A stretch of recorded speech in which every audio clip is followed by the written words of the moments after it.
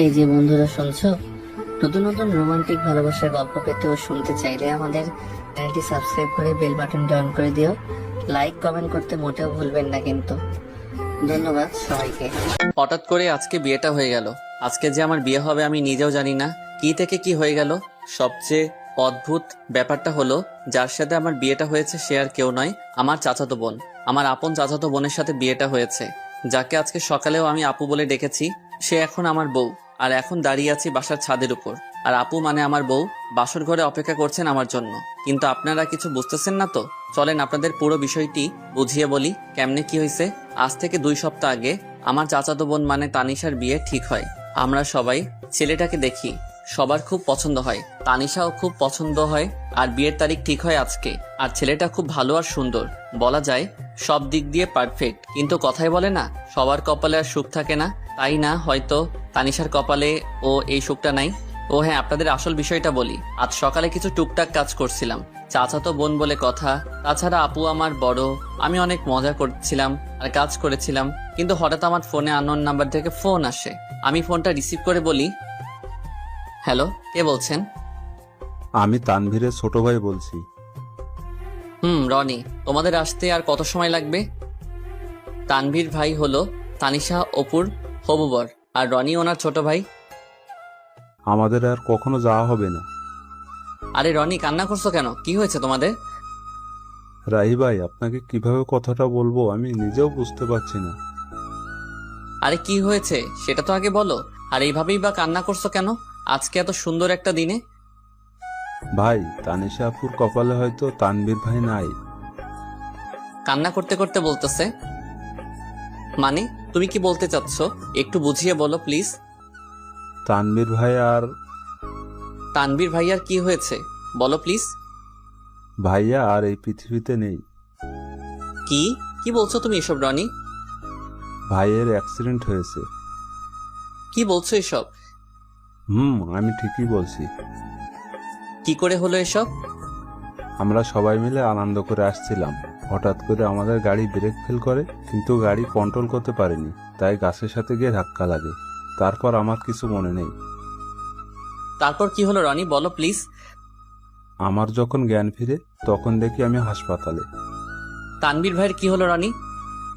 জ্ঞান ফেরার পরে শুনতে পেলাম ভাইয়ার মাথায় অনেক জোরে আঘাত লাগে, ফলে ভাইয়া নাকি ওখানেই মারা যায়। বলেই রনি কান্না করতে থাকে।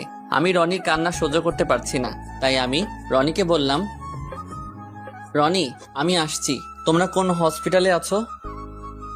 সিলেট ওসমানী মেডিকেল হাসপাতালে। ওকে, আমি আসতেছি বলেই ফোনটা কেটে দিলাম।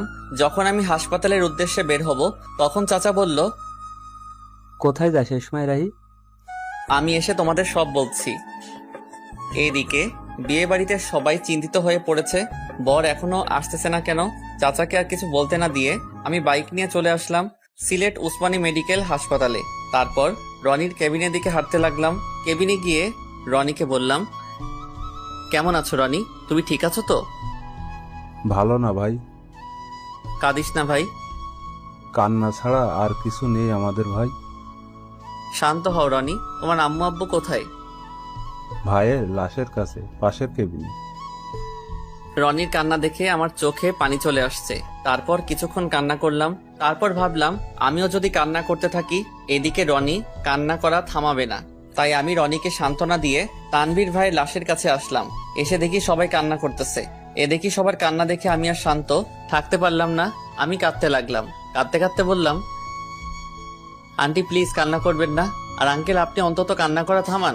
সবাই একসাথে এভাবে কান্না করতে থাকলে তানভীর ভাইয়ের আত্মা অনেক কষ্ট পাবে। কিভাবে কান্না থামায় বলো বাবা, আমাদের তো সব শেষ হয়ে গেল। আঙ্কেল আপনি এভাবে কাঁদতে থাকলে সবাইকে সান্ত্বনা কে দিবে? কিভাবে শান্ত থাকি? তানভীর যে আমার বড় ছেলে, তাকে নিয়ে কত স্বপ্ন বাবা। আপনারা এভাবে কান্না করলে কি আর তানভীর ভাই ফিরে আসবে? বলেন প্লিজ, সবাই কান্না থামান। এই কথা বলার পর দেখি সবাই কান্না করা থামিয়ে দিল। আমি আবার বললাম, আমার মনে হয় এখানে এভাবে কান্না না করে তানভীর ভাইয়ের দাফন সম্পন্ন করা উচিত। তখন পিছন থেকে রনি বলল, হ্যাঁ, ভাইকে কবরের কাজ সম্পূর্ণ করা উচিত। তখন আঙ্কেল বলল, চলো সবাই। আঙ্কেল, আমি কি আপনাদের সাথে যেতে পারি? চলো বাবা। তারপর তানভীর ভাইয়াকে বাড়িতে নিয়ে গিয়ে দাফন করার ব্যবস্থা করা হলো। জানাজার নামাজ আদায় করে সবার কাছ থেকে বিদায় নিয়ে বাড়ির উদ্দেশ্যে রওনা দিলাম। ফোন হাতে নিয়ে দেখি চাচা অনেকবার ফোন করেছেন, তাই তাড়াতাড়ি করে বাইক নিয়ে চলে আসলাম। বাড়ি পৌঁছাতে দুপুর পেরিয়ে গেল। বাসার ভিতরে ঢুকতে চাচা বলল, এতক্ষণ কইছিলি তুই? বলতো রাহি, আর বরপক্ষের কেউ ফোন ধরছে না কেন? দেখলাম চাচার পিছনে সবাই দাঁড়িয়ে আছে, এমনকি তানিশা আপুও। তাই আমি বললাম, তোমরা সবাই শান্ত হও, আমি সব খুলে বলছি। তাড়াতাড়ি বল, কি বলবি? আসলে তানভীর ভাই, কি হয়েছে? আর কান্না করছিস কেন তুই? আসলে তানভীর ভাই আর আমাদের মাঝে নেই। উনি দুনিয়ার মায়া ত্যাগ করে পরপারে চলে গেছেন। তারপর আমি সবকিছু খুলে বললাম। এসব শুনে তানিশা আপু রুমের দিকে দৌড়ে গেলেন। বুঝতে পারলাম কিছু একটা হবে। আমিও পিছনে দৌড়ে গেলাম। যেই ভাবা সেই কাজ, যা ভাবছিলাম তাই হলো। জানালা দিয়ে দেখলাম তানিশা আপু সুইসাইড করতে যাচ্ছে। তানিশা আপু গলায় ফাঁস দেওয়ার চেষ্টা করছে। এখন কি করব বুঝতে পারছিলাম না। সবাই দরজার ধাক্কাধাক্কি করতেছে। এখন কিছু একটা তাড়াতাড়ি করতে হবে, যেভাবে হোক দরজা ভাঙতে হবে। দরজার পাশে গিয়ে সবাইকে বললাম জোরে জোরে লাথি মারার জন্য। আমার কথায় সবাই দরজায় লাথি মারতে থাকে। 5-6টা মারার পর দরজা ভাঙতে সক্ষম হলাম। ভিতরে গিয়ে আপুকে নামিয়ে দিয়ে ঠাস করে গালে বসিয়ে দিলাম। আপু হয়তো এটা কখনো ভাবতে পারিনি আমি আপুকে থাপ্পড় মারবো। আপু থাপ্পড় খেয়ে আমার গায়ে হেলান দিয়ে জ্ঞান হারালো। থাপ্পড়টা মেবি অনেক জোরে লেগেছে, তাই হয়তো জ্ঞান হারিয়েছে। আমি আপুকে নিয়ে নিচে নামালাম। সবাই আমার দিকে হা করে তাকিয়ে আছে। তারপর আপুর জ্ঞান ফেরার জন্য অনেক চেষ্টা করলাম। আম্মুকে বললাম একটু পানি নিয়ে আসো। আম্মু পানি এনে আপুর চোখে দিলেন। সাথে সাথে আপুর জ্ঞান ফিরে। তখন আমি বললাম, এটা কি আপু, নিজের জীবন এভাবে নষ্ট করে দিতে গেলি? তো কি করব বল? কি নিয়ে বাঁচবো আমি? আমার সব আশাই তো শেষ। তাই বলে কি সুইসাইড করতে যাবি? তো আমার কি বা করার ছিল বল? আমরা আবার তোমার জন্য পাত্র খুঁজবো। আমাকে কে বিয়ে করবে শুনি? যে মেয়ের হবু বর রাস্তায় আসার আগেই মারা যায়, সেই মেয়েকে কে বিয়ে করবে তুই বল? আমি কিছুই জানি না বলে ওখান থেকে চলে আসলাম। এখানে আর বেশিক্ষণ থাকলে হয়তো আমিও কেঁদে দিতাম, তাই সেখান থেকে ছাদে চলে আসলাম। ছাদের এক কোণায় দাঁড়িয়ে রইলাম। আপুর জন্য অনেক কষ্ট হচ্ছে। আমার চোখের কোণায় হাত দিয়ে দেখলাম পানি চলে এসেছে। ছাদে অনেক সময় দাঁড়িয়ে আপুর কথা ভাবতে লাগলাম। হঠাৎ কাঁধে কারো হাতে স্পর্শ অনুভব করলাম।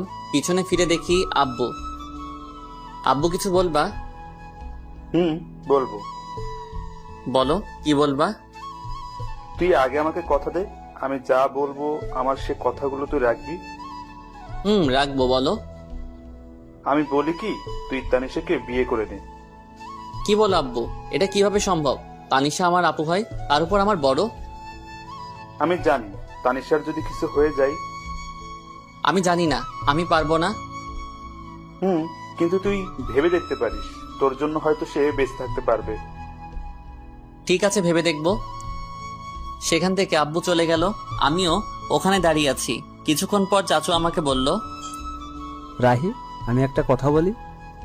পিছন থেকে কাঁধে হাত দিয়ে বললেন, চাচা বলেন। তুই আমার মাথায় হাত দিয়ে বল, আমার কথা রাখবি। কিন্তু চাচা। কোনো কিন্তু নয়, তুই আমার মাথায় হাত দিয়ে বল, আমার কথা রাখবি। আচ্ছা বলো, তুমি যা বলবে আমি শুনবো। তুই আমার মেয়েকে বিয়ে কর বাবা, আমার মেয়েটার জীবন বাঁচা। কান্না করতে করতে বললেন চাচা। কিন্তু চাচা, তানিশা আপু লাগে, তার উপর আমার বড় হয়। কোনো কিন্তু নয়, আর তানিশা তোর মাত্র 2 বছরে বড়। প্লিজ বাবা, তুই আমার মেয়েকে বিয়ে করে ওর জীবনটা বাঁচা। বল বাবা, বিয়ে করবি? কাঁদতে শুরু করলেন চাচা। ঠিক আছে চাচা, আমি বিয়েতে রাজি আছি। আর এইভাবেই আমার আর তানিশা আপুর বিয়েটা সম্পন্ন হলো। এতক্ষণ যা বললাম সব বিয়ের আগের ঘটনা। দেখছেন কখন থেকে আপনাদের সাথে বক বক করেই যাচ্ছি। আপনাদের আমার পরিচয়টাই দেওয়া হলো না। আমার নাম ফয়সাল আহমেদ রাহি। বাবা মায়ের একমাত্র ছেলে, আর আমার ছোট একটা দুষ্টু মিষ্টির বোন আছে। আমি ছাদে দাঁড়িয়ে এগুলো ভাবছিলাম। কখন যে চোখে পানি চলে এসেছে নিজেও জানি না। চোখ মুছতেছি, তখন কেউ কাঁধে হাত রাখলো। পিছন তাকিয়ে দেখি আব্বু। আব্বু ওই সময় এখানে? এখনো ঘুমাওনি কেন? পৃথিবীর একমাত্র খারাপ বাবা হয়তো আমি। নিজের ভাইয়ের মেয়ের জন্য নিজের ছেলের কুরবানি দিলাম। আমি চুপ। তোর সাথে আমি আর ভাই অনেক বড় অন্যায় করে ফেলেছি। এ সময় তোর ঘুরে বেড়ানোর কাজ, বন্ধুদের সাথে সময় কাটানো, পড়াশোনা করার সময়। সেখানে আমরা তোর উপর অনেক বড় একটা দায়িত্ব দিয়ে ফেলেছি। তোর অমত থাকা সত্ত্বেও আমরা তানিশের সাথে তোর বিয়ে দিয়েছি। আমাদের মাফ করে দিস বাবা। কি সব আবল তাবল বলছো আব্বু? তোমার ভালো মনে করছো তাই বিয়ে দিয়েছো, এতে কষ্ট পাবার কি আছে? মেয়েটা কিছু একটা করে ফেলতে পারে, তাই তোর সাথে বিয়ে দিয়েছি। রাগ করিস না বাবা, অনেক রাত হয়েছে, ঘরে যা। বাবা, মেয়েটা একা বসে আছে। আমি আর কিছু না বলে নিচে চলে আসলাম। আমার রুমে দরজা খুলে দেখে আপু কান্না করছে। আমার এখন ঠিক কি করা উচিত বুঝতে পারছি না। আমি কাঠের পাশে গিয়ে দাঁড়িয়ে রইলাম। রাহি, হুম তোর সাথে আমার কিছু কথা আছে। বলো, কি বলবা? আমি জানি তুই খুব ভালো একটা ছেলে, তোর মতন স্বামী পাওয়া ভাগ্যের ব্যাপার, কিন্তু আমি তোকে স্বামী হিসেবে মানতে পারবো না। অবাক হয়ে তাকিয়ে রইলাম উপর দিকে। তুই জানিস তুই আমার ছোট ভাই, হোক তুই আমার চাচাতো ভাই, কিন্তু আমি তোকে স্বামী হিসেবে মানতে পারবো না। কিছু বললাম না। আমার মনে হয় তুই আমাকে বউ হিসেবে মানিস না। চুপ। তুই আমাকে প্রশ্ন করতে পারিস, আমি যদি স্বামী হিসেবে মানতে না পারি তাহলে বিয়ে করলাম কেন? হ্যাঁ, এটার জবাব দিয়ে দিচ্ছি। তোর সাথে বিয়ে না হলে হয়তো অন্য কারোর সাথে আমার বিয়েটা হতো, কিন্তু সে আমার মনের কষ্টটা বুঝতে পারতো না। আমার মনের অবস্থা শুধু তুই বুঝবি, অন্য কেউ না। আমি এখনো চুপচাপ দাঁড়িয়ে সব শুনছি। জানিস রাহি, আমি পৃথিবীর একমাত্র হতভাগা মেয়ে, সুখ কাছে পেয়েও হারালাম। তুই আমাকে মাফ করে দিস, তোর জীবনটা আমি নষ্ট করে দিলাম। জানিস, আমারও খুব ইচ্ছা ছিল সুন্দর একটা মেয়ে দেখে তোর বিয়ে দিব, আর তোর বিয়েতে অনেক আনন্দ করব, কিন্তু তার হলো না। তুই আমাকে মাফ করে দিস, আমি তোকে স্বামী হিসেবে মানতে পারছি না। অনেক রাত হয়েছে, এখন ঘুমিয়ে পড়ো। এটুকু বলে বারান্দায় চলে এলাম। এমন কিছু আমার জীবনে হবে আমি কখনো কল্পনাও করতে পারিনি। কিন্তু আমি ভেবেছিলাম আমার সাথে বিয়ে হলে কোনো আফসোস থাকবে না, সবকিছু গুছিয়ে নিতে সমস্যা হবে না। কিন্তু কি ভাবলাম আর কি হলো। আসলে সবার কপালে সুখ থাকে না, আমার কপালেও হয়তো নেই। আজ নিজের উপর খুব রাগ হচ্ছে, কিন্তু কি আর করব। ঘর থেকে বের হয়ে ছাদে চলে এলাম আর নিজে নিজে বলতে লাগলাম, তানভীর ভাই, কেন তুমি চলে গেলে? তোমার জন্য আপু কান্না করছে, হয়তো তোমাকে এই কয়দিনে তোমাকে ভালোবেসে ফেলছে। আর কি বলে জানো ভাই, তোমাকে ছাড়া আর কাউকে স্বামী হিসেবে মানতে পারবে না। সত্যি, কয়েকদিনে তোমাকে অনেক ভালোবেসে ফেলেছে, এমনকি আমাকেও স্বামী হিসেবে মানতে রাজি না। সত্যি ভাই, তুমি অনেক ভাগ্যবান ছিলে, আপুর মতো বউ পেতে যাচ্ছিলে। কথায় বলে না, সবার কপালে সুখ থাকে না, তেমনি তোমার কপালেও নেই, আমার কপালেও নেই। হায় রে কপাল আমাদের। এসব ভাবতে ভাবতে চোখের কোণায় আবারও হাত দিয়ে দেখি পানি। চোখে পানি মুছে পকেটে থাকা ফোনটা হাতে নিয়ে দেখি 2:45 বাজে। তাই আর ছাদে দাঁড়িয়ে না থেকে রুমে চলে এলাম। রুমে এসে দেখি এখনো আপু নাক টেনে টেনে কান্না করছে। কি ব্যাপার আপু, তুমি এখনো ঘুমাওনি? কোথায় গিয়েছিলি? একটু ছাদে গিয়েছিলাম, রাত অনেক হয়েছে, ঘুমিয়ে পড়ো। তুই কোথায় ঘুমাবি? সেটা আপনার না জানলেও চলবে, তুমি উপরে ঘুমিয়ে পড়ো, আমি ফ্লোরে শুয়ে পড়ছি। তারপর আর কিছু না বলে নিচে চাদর বিছিয়ে ঘুমিয়ে পড়লাম। মাঝরাতে হঠাৎ কারো কান্নার শব্দে ঘুমটা ভেঙে গেল। তাকিয়ে দেখি আপু এখনো কান্না করছে। আর আমি বললাম, হ্যাঁ আপু, তোমার সমস্যাটা কি? এখন কি ঘুমাতে দিবেন না? যা হবার তা তো হয়ে গেছে। ঠিক আছে, তুই ঘুমা। আমি আবারও ঘুমিয়ে পড়লাম। হঠাৎ সকালে কারো কান্নাকাটি আর চেঁচামেচিতে ঘুম ভেঙে গেল। বের হয়ে দেখলাম তানিশা, আম্মু, আব্বু, আমার ছোট বোন রিয়া ও কান্না করছে।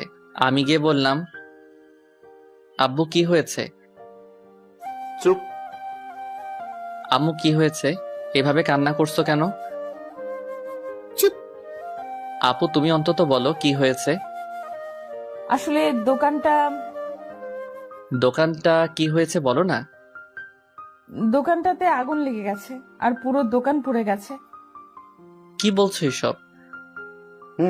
বাবা ঠিক বলেছে। সবার কথা শোনার পর যেন আমার মাথায় আকাশ ভেঙে পড়লো। আমি এখন কি করব কিছু বুঝতে পারছিলাম না। তারপর নিজেকে ঠিক রেখে সবাইকে সান্ত্বনা দিতে লাগলাম। এভাবে কয়েকটা দিন কেটে গেল। তারপর শুরু হলো সংসারে অশান্তি। বাবা বড় মানুষ, ঠিক মতো কাজ করতে পারে না, তাই আর সংসারের কষ্ট দেখতে না পেরে সংসারে হাল ধরতে হলো আমাকে। কি করব কিছুই বুঝতে পারছিলাম না। তাই আমার ফ্রেন্ড আফিকুলকে ফোন দিলাম। হ্যালো আফিকুল দোস্ত, আমার সাথে একটু দেখা করতে পারবি? আরে এভাবে বলছিস কেন? কোথায় আসতে হবে সেটা বল। স্কুলের পাশে দোকানটায় আয় না দোস্ত।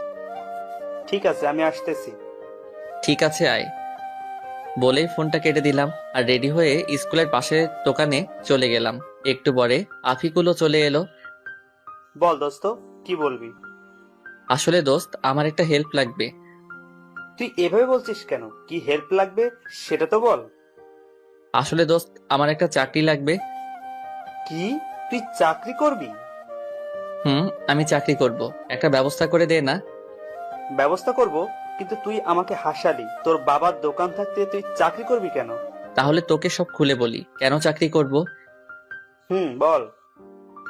আমি আফিকুলকে সব শুরু থেকে শেষ পর্যন্ত বললাম।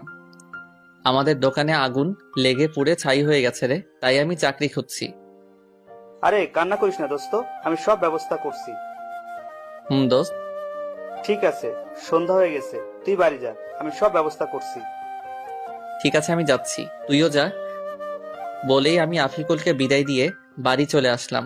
বাড়ি এসে দেখি আম্মু এখনো মাথায় হাত দিয়ে বসে এখনো কান্না করছে। আম্মু, কান্না করো না, কান্না করে আর কি হবে, সব তো শেষ। বাবা জানি, কিন্তু কান্না ছাড়া আর কি করব বল। আর কাঁদতে হবে না, আমি কিছু একটা ব্যবস্থা করছি। কি করবি তুই? পরে বলবো, এখন প্লিজ তুমি কান্না করো না। ঠিক আছে। আম্মুকে সান্ত্বনা দিয়ে রুমে চলে এলাম। এসে দেখি তানিশা আপুও কান্না করছে। তাই আমি বললাম, তুমি কান্না করছো কেন? আমার জন্য তো সব হচ্ছে। তোমার জন্য আমার কি হলো? তোদের এখানে আসার সাথে সাথেই ক্ষতি হয়ে গেল। আমার মনে হয় এতে আপনার কোনো দোষ নেই, এটা আমার কপালের দোষ। এটা তোর কপালের দোষ না, এটা আমার কপালের দোষ। তোমার কপালের দোষ কেমন করে হলো? হ্যাঁ, আমার কপাল খারাপ, কারণ যে মেয়ের বিয়ের দিনে বর মারা যায়, শ্বশুর বাড়ি আসতে না আসতেই ক্ষতি হয়ে যায়, তার কপালের দোষ না তো কার কপালের দোষ? কি বলছেন? আপনার শ্বশুর বাড়ি? হ্যাঁ, আমার শ্বশুর বাড়ি তো। কেমন করে হলো তোমার শ্বশুর বাড়ি? কারণ তোর সাথে আমার বিয়ে হয়েছে, তাই এটা আমার শ্বশুর বাড়ি।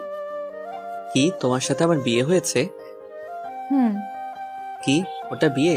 আমার তো মনে হয় না। হয় না কেন? আমি তোমাকে বউ হিসেবে মানি না, আর তুমিও আমাকে স্বামী হিসেবে মানো না। কথা বলতে বলতে হঠাৎ আফিকুলের ফোন এসেছে। আফিকুল, বল। খুশির খবর আছে বন্ধু।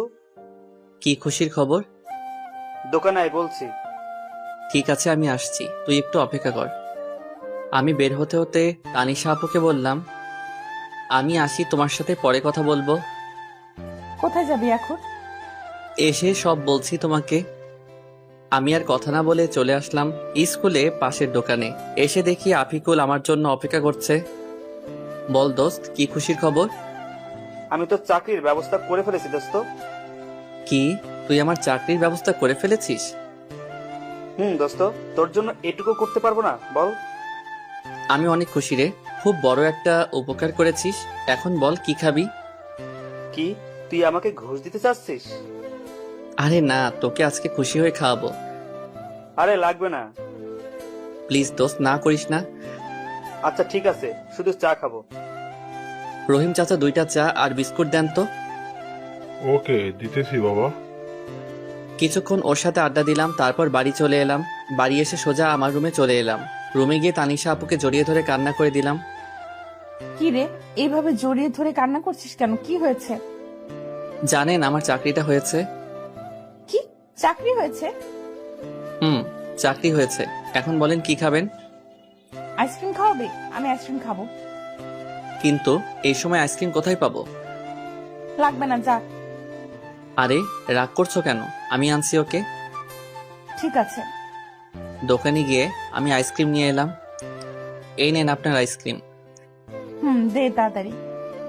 আপু আইসক্রিমটা হাতে নিয়ে বাচ্চাদের মতো খেতে শুরু করলো, আর আমি আপুর দিকে অবাক হয়ে তাকিয়ে রইলাম। কি আজব কাণ্ড, এত বড় একটা মেয়ে হয়ে বাচ্চাদের মতো আইসক্রিম খাচ্ছেন, আর আমি তাকিয়ে এসব দেখছি।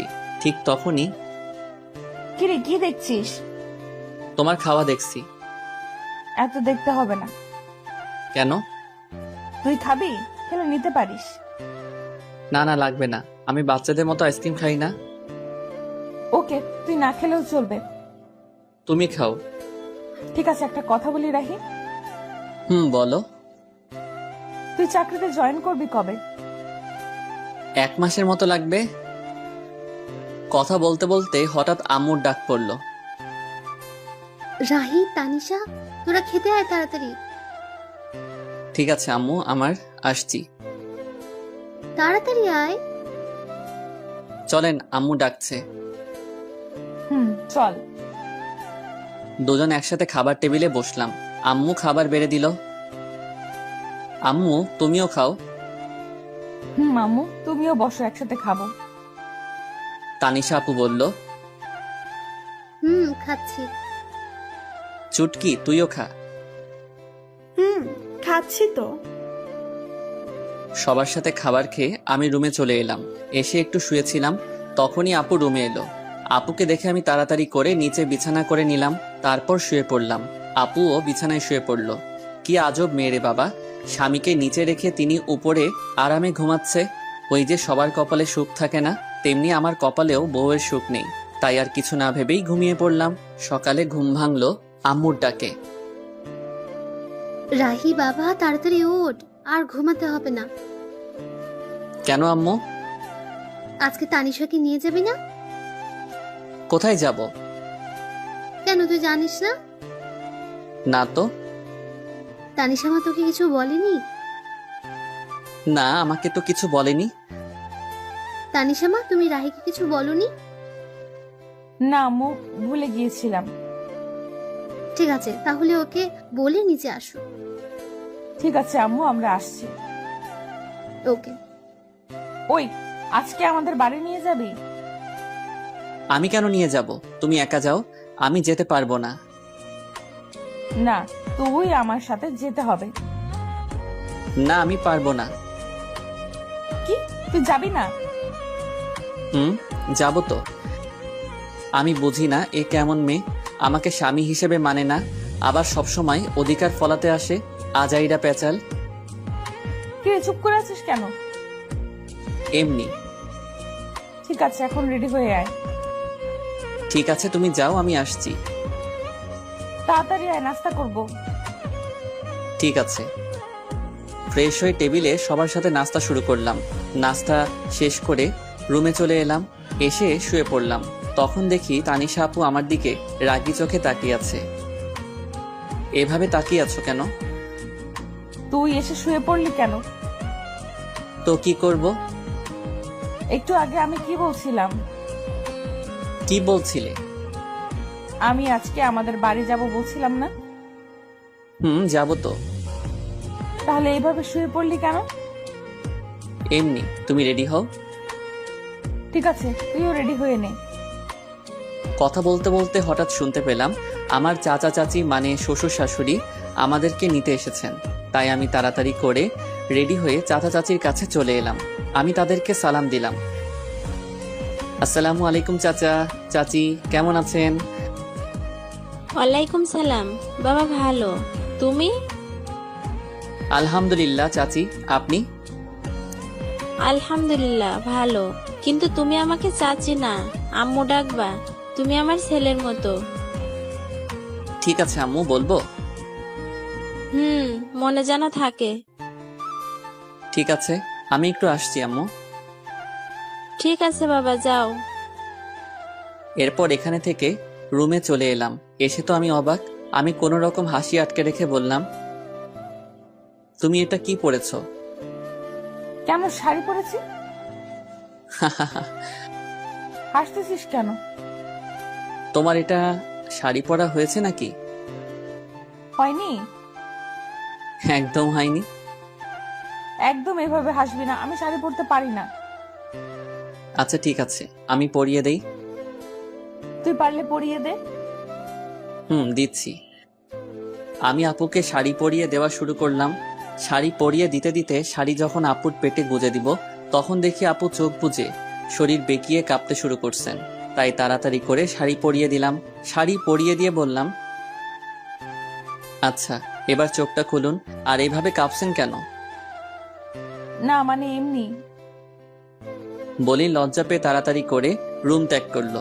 আর আমি বিছানায় শুয়ে হাসতে লাগলাম। কিছুক্ষণ পর দেখি আপু আবার আসছে। একটা কথা বলি। বলেন। বাইরের কেউ যেন বুঝতে না পারে তুই আমাকে বউ হিসেবে মানিস না, আর আমি স্বামী হিসেবে মানি না। ঠিক আছে, কেউ বুঝতে পারবে না। এবার চল, আম্মু ডাকছে। চলেন। শ্বশুরবাড়ি মধুর হাড়ি, যে খেয়েছে সে বুঝেছে কেমন তাদের খাতিরদারি। অতঃপর শ্বশুরবাড়ির উদ্দেশ্যে সবাই রওনা হলাম। আমাদের বাড়ি থেকে শ্বশুরবাড়ি, সরি, এখনো তো হয়নি, কারণ আপু আমাকে স্বামী হিসেবে মানেন না। যাই হোক, চাচাদের বাড়ি যেতে ৪৫ মিনিটের মতো লাগে। এসব ভাবতে ভাবতে কখন যে শ্বশুরবাড়ি পৌঁছে গেলাম, মানে চাচাদের বাড়ি। বারবার শুধু শ্বশুরবাড়ি মনে হয়। গাড়ি থেকে নামতে যাব, তখন দেখি অনেকগুলো মেয়ে এসে দুলাভাই বলে চিল্লাচিল্লি করছে। নামার সাথে সাথেই আমাকে ঘিরে ধরলো। তখন একটা বলে উঠল, তানিশার জামাই তো অনেক কিউট, আমি তো দেখেই প্রেমে পড়ে গেছি।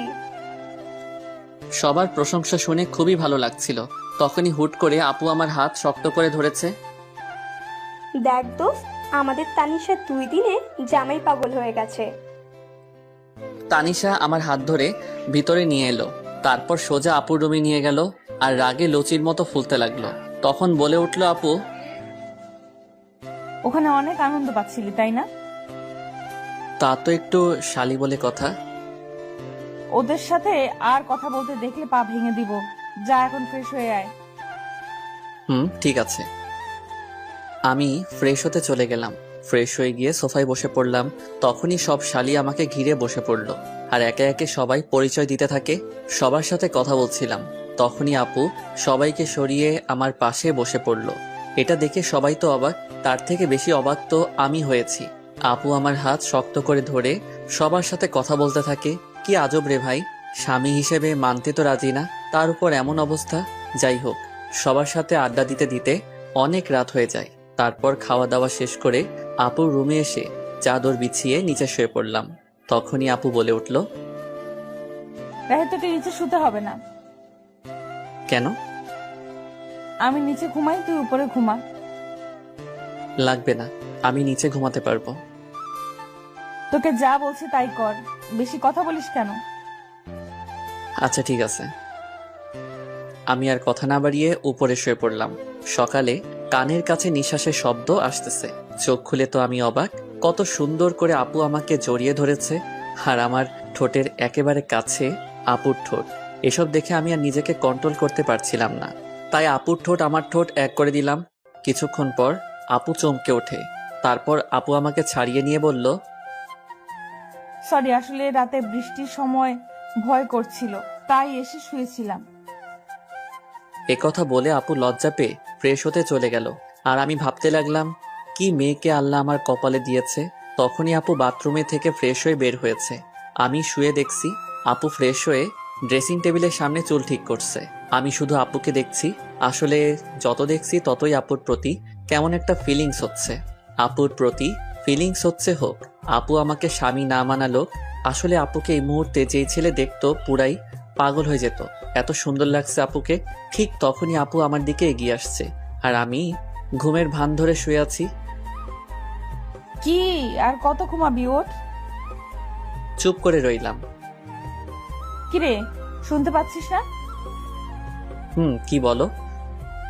ফ্রেশ হয়ে আয়, নাস্তা করতে হবে, যা। যাচ্ছি, তুমি যাও। আমি বসে আছি, তুই ফ্রেশ হয়ে আয়। ফ্রেশ হয়ে এসে দেখি আপু এখনো বসে আছে। তখন আমি বললাম, চলেন। চল। রুমে থেকে বের হব, তখনই আপু আমাকে শক্ত করে হাত চেপে ধরে নিয়ে গেল। আমি কিছু বুঝলাম না। এসব দেখে সবাই আমাদের দিকে হা করে তাকিয়ে আছে, মনে হয় আমরা এলিয়েন। সবার কাছে যেতেই দেখি সবাই মুচকি মুচকি হাসছে। এসব দেখে আমার খুব লজ্জা লাগতে শুরু করলো আর নিজেকে জোকার মনে হচ্ছে। কিন্তু কি আর করার, মাথা নিচু করে টেবিলে বসে পড়লাম। তারপর শুরু হলো জামাই আদর। জীবনে প্রথম জামাই আদর পাচ্ছি। সবাই ওঠার পর ওঠা খাওয়াচ্ছে আর আমি বলির পাঠার মতো খেয়ে যাচ্ছি। কোনো রকম জামাই আদর খেয়ে রুমে চলে এলাম। এসে শুয়ে পড়লাম, শরীর আর নড়াতে পারছি না। আপনাদের একটা কথা বলি, সবাই বিয়ের পর শ্বশুর বাড়ি যদি যান তাহলে তার 1 মাস আগে থেকে খাওয়া দাওয়া বন্ধ করে যাবেন, তা না হলে আমার মতো অবস্থা হবে। এবার বলতে পারেন, যদি 1 মাস আগে থেকে খাওয়া দাওয়া বন্ধ করে দেই তাহলে আমরা তো মরে যাব। এইটার উত্তর খুব সোজা, খিদা যখন লাগবে তখন অল্প খেয়ে নিবেন। এবার প্রশ্ন আসতে পারে, তাহলে আমার বিয়ে আমি খাবো না? উত্তর খুব সোজা, না খেয়ে রোজা রাখবেন। যাই হোক, সাবধানে শ্বশুর বাড়ি যাবেন। তখন আপু রুমে আসলো, এসে আমাকে বলতে লাগলো, কিরে, জামাই আদর কেমন হলো? হার জামাই আদর, তুমি আমাকে স্বামী হিসেবে মানো না, তাহলে এটা জামাই আদর কিভাবে হলো? বেশি কথা বলিস কেন? কোথায় বেশি কথা বললাম? কথা শেষ না হতেই আপু চলে গেল। তখন রুমে শালিকাদের আগমন। দুলাভাই কি করেন? ওই তো দেখতে পাচ্ছ কি করছি। দেখছি। আচ্ছা দুলাভাই, আপনি নাকি গল্প লিখেন? কে বলছে? দেখলাম, এবার একটা গল্প শোনাতে হবে। বলেই সবাই চিল্লাচিল্লি শুরু করলো। কি আর করার, এখন তো শোনাতে হবে। আচ্ছা, তোমাদের একটা কবিতা শোনাই। বলেন। কবিতার নাম শালা আমি তো অবাক। নিশি রাতে জেগে দেখি গাছের ডালে কাক, শালা আমি তো অবাক। চোর ঢুকেছে ঘরের ভেতর, দরজা ছিল ফাঁক, শালা আমি তো অবাক। মোবাইল নিল, টিভি নিল, রিমোট না হয় থাক, শালা আমি তো অবাক। পাচ্ছে যা নিচ্ছে ভরে, দুই হাতেরই মুঠোয় করে, চোরটা তো আচ্ছা খারাপ, শালা আমি তো অবাক। সব মালামাল বস্তা ভরে চোর পালালো চুরি করে, যাকটা চলে যাক, শালা আমি তো অবাক। মধ্যরাতে অন্ধকারে কুত্তা ডাকে জোরে জোরে, শিয়ালরা দেয় হাক, শালা আমি তো অবাক। ভয়ে শরীর শিউরে ওঠে, না জানি আজ কি যে ঘটে, আবার ডাকে কাক, শালা আমি তো অবাক। হয়নি রাতে তেমন কিছু, কোনো ভূতি নেয়নি পিছু, বেঁচে গেছি যাক, শালা আমি তো অবাক। সকালে দেখি পুরো পাড়া চিল্লাচিল্লি করছে তারা, চোরটা নাকি পড়ছে ধরা, চোরের মাথায় টাক, শালা এবার তো আমি পুরাই অবাক। এটা শুনে সবাই হাসতে হাসতে মরে যাওয়ার মতো অবস্থা। এভাবে দেখতে দেখতে কেটে গেল 2 দিন। আজ আমরা বাড়ি ফিরলাম। কথায় বলে না, হাসির পর কান্না আসে, তেমনি শুরু হলো আমাদের সংসারে টানাটানি। দোকান নেই, আব্বু কোনো কাজ করে না, এমনি আমিও কাজ করি না। বলে না, বসে বসে খেলে রাজার রাজত্ব শেষ হয়ে যায়, তেমনি আমাদের জমানো টাকাও শেষ হতে শুরু করলো। সংসারে অনেক টানাটানি, এসব আর ভালো লাগছে না। তাই আফিকুলের কাছে এলাম। দোস্ত, আমার চাকরির কি করলি ভাই? হয়ে গেছে। জয়েন কবে থেকে করতে হবে? কাল 1 থেকে জয়েন করবি। ঠিক আছে, কিন্তু তুই অনেক বড় একটা উপকার করলি ভাই, ধন্যবাদ তোকে। আরে ধন্যবাদ দিতে হবে না, বন্ধু তো বন্ধুর বিপদে আপদে পাশে থাকে। আমার জায়গায় তুই থাকলে কি করতি বল? করতাম। আচ্ছা, তুই পরীক্ষা ফিস দিয়েছিস? আমার হয়তো আর পড়ালেখা হবে না রে। লেখাপড়া ছাড়বি কেন? তো কি করব বল? জানি তোর কাছে টাকা নাই, তাই এই কথা বললি। আরে না। আমি সব জানি, আমার কাছে নাটক করবি না, আমি তো টাকা দিয়ে দিব। ওকে দোস্ত। আচ্ছা চল, কলেজে গিয়ে সব দিয়ে আসি। না দোস্ত, এ সময় না, তুই গিয়ে আমার টাকাটা জমা দিয়ে দিস। আচ্ছা ঠিক আছে, আমি যাচ্ছি, পরে দেখা হবে। এরপর আফিকুল চলে যায়। মনের মধ্যে একটু শান্তি অনুভব করতে লাগলাম। আফিকুলকে বিদায় দিয়ে বাড়ি চলে এলাম। রাতে সবার সাথে খাবার খেয়ে একটু ছাদে চলে এলাম। কিছুক্ষণ পর আমার কাঁধে কেউ হাত রাখলো। চেয়ে দেখি আব্বু। আব্বু কিছু বলবা? আসলে কিভাবে যে বলবো। বলো তো। তানিশার রেজিস্ট্রেশনের টাকা দিতে হবে বাবা। কত টাকা লাগবে? ৬,০০০ টাকার মতো লাগবে। আচ্ছা ঠিক আছে, কবে দিতে হবে? কালকের পরের দিন। আচ্ছা ঠিক আছে, কালকে দিয়ে দিব। ঠিক আছে। আব্বু, তুমি এভাবে কান্না করছো কেন? এমনি বাবা। বলেই আব্বু কান্না করতে করতে চলে গেল। আব্বুর কান্না দেখে নিজেকে কন্ট্রোল করতে পারলাম না, নিজেও কান্না করে দিলাম। আব্বু চলে যাওয়ার পর কিছুক্ষণ ছাদে রইলাম, তারপর সেখান থেকে এসে ঘুমিয়ে পড়লাম। সকালে তাড়াতাড়ি ঘুম থেকে উঠে ফ্রেশ হয়ে নামাজ আদায় করে নিলাম। কাউকে কিছু না বলে অফিসে চলে এলাম। আগে থেকে সবকিছু বলা ছিল, তাই সোজা জয়েন করে ফেললাম। তারপর ম্যানেজার স্যারের কাছে এলাম। আসতে পারি স্যার? আরে রাহি, আসো। স্যার, আমার কাজটা কি জানতে পারি? অবশ্যই। আমার কাজটা কি? তোমার কাজ সেল করা। ঠিক আছে স্যার। আর হ্যাঁ, প্রতিদিন সকাল 8টায় আসতে হবে, দেরি হলে বেতন থেকে টাকা কাটা যাবে। ঠিক আছে স্যার। বলে একটা গাড়ির সাথে চালক বেরিয়ে পড়লাম। সকালে কিছু খাওয়া হয়নি, তাই এক দোকানে সেল করে চা আর বিস্কুট খেতে লাগলাম। আর বেশি কিছু খেলাম না, কারণ আমার কাছে টাকা নেই। অন্য কিছু খেলে আর দুপুরে কিছু খাওয়া হবে না। সেল করতে করতে কখন যে দুপুর হয়ে গেছে খেয়ালই নেই। দুপুরের খাবার খেয়ে আবারও সেল করতে লাগলাম। সেল করা শেষ করতে করতে রাত হয়ে গেল। গাড়ি জমা দিতে ফোনের দোকানে চলে এলাম।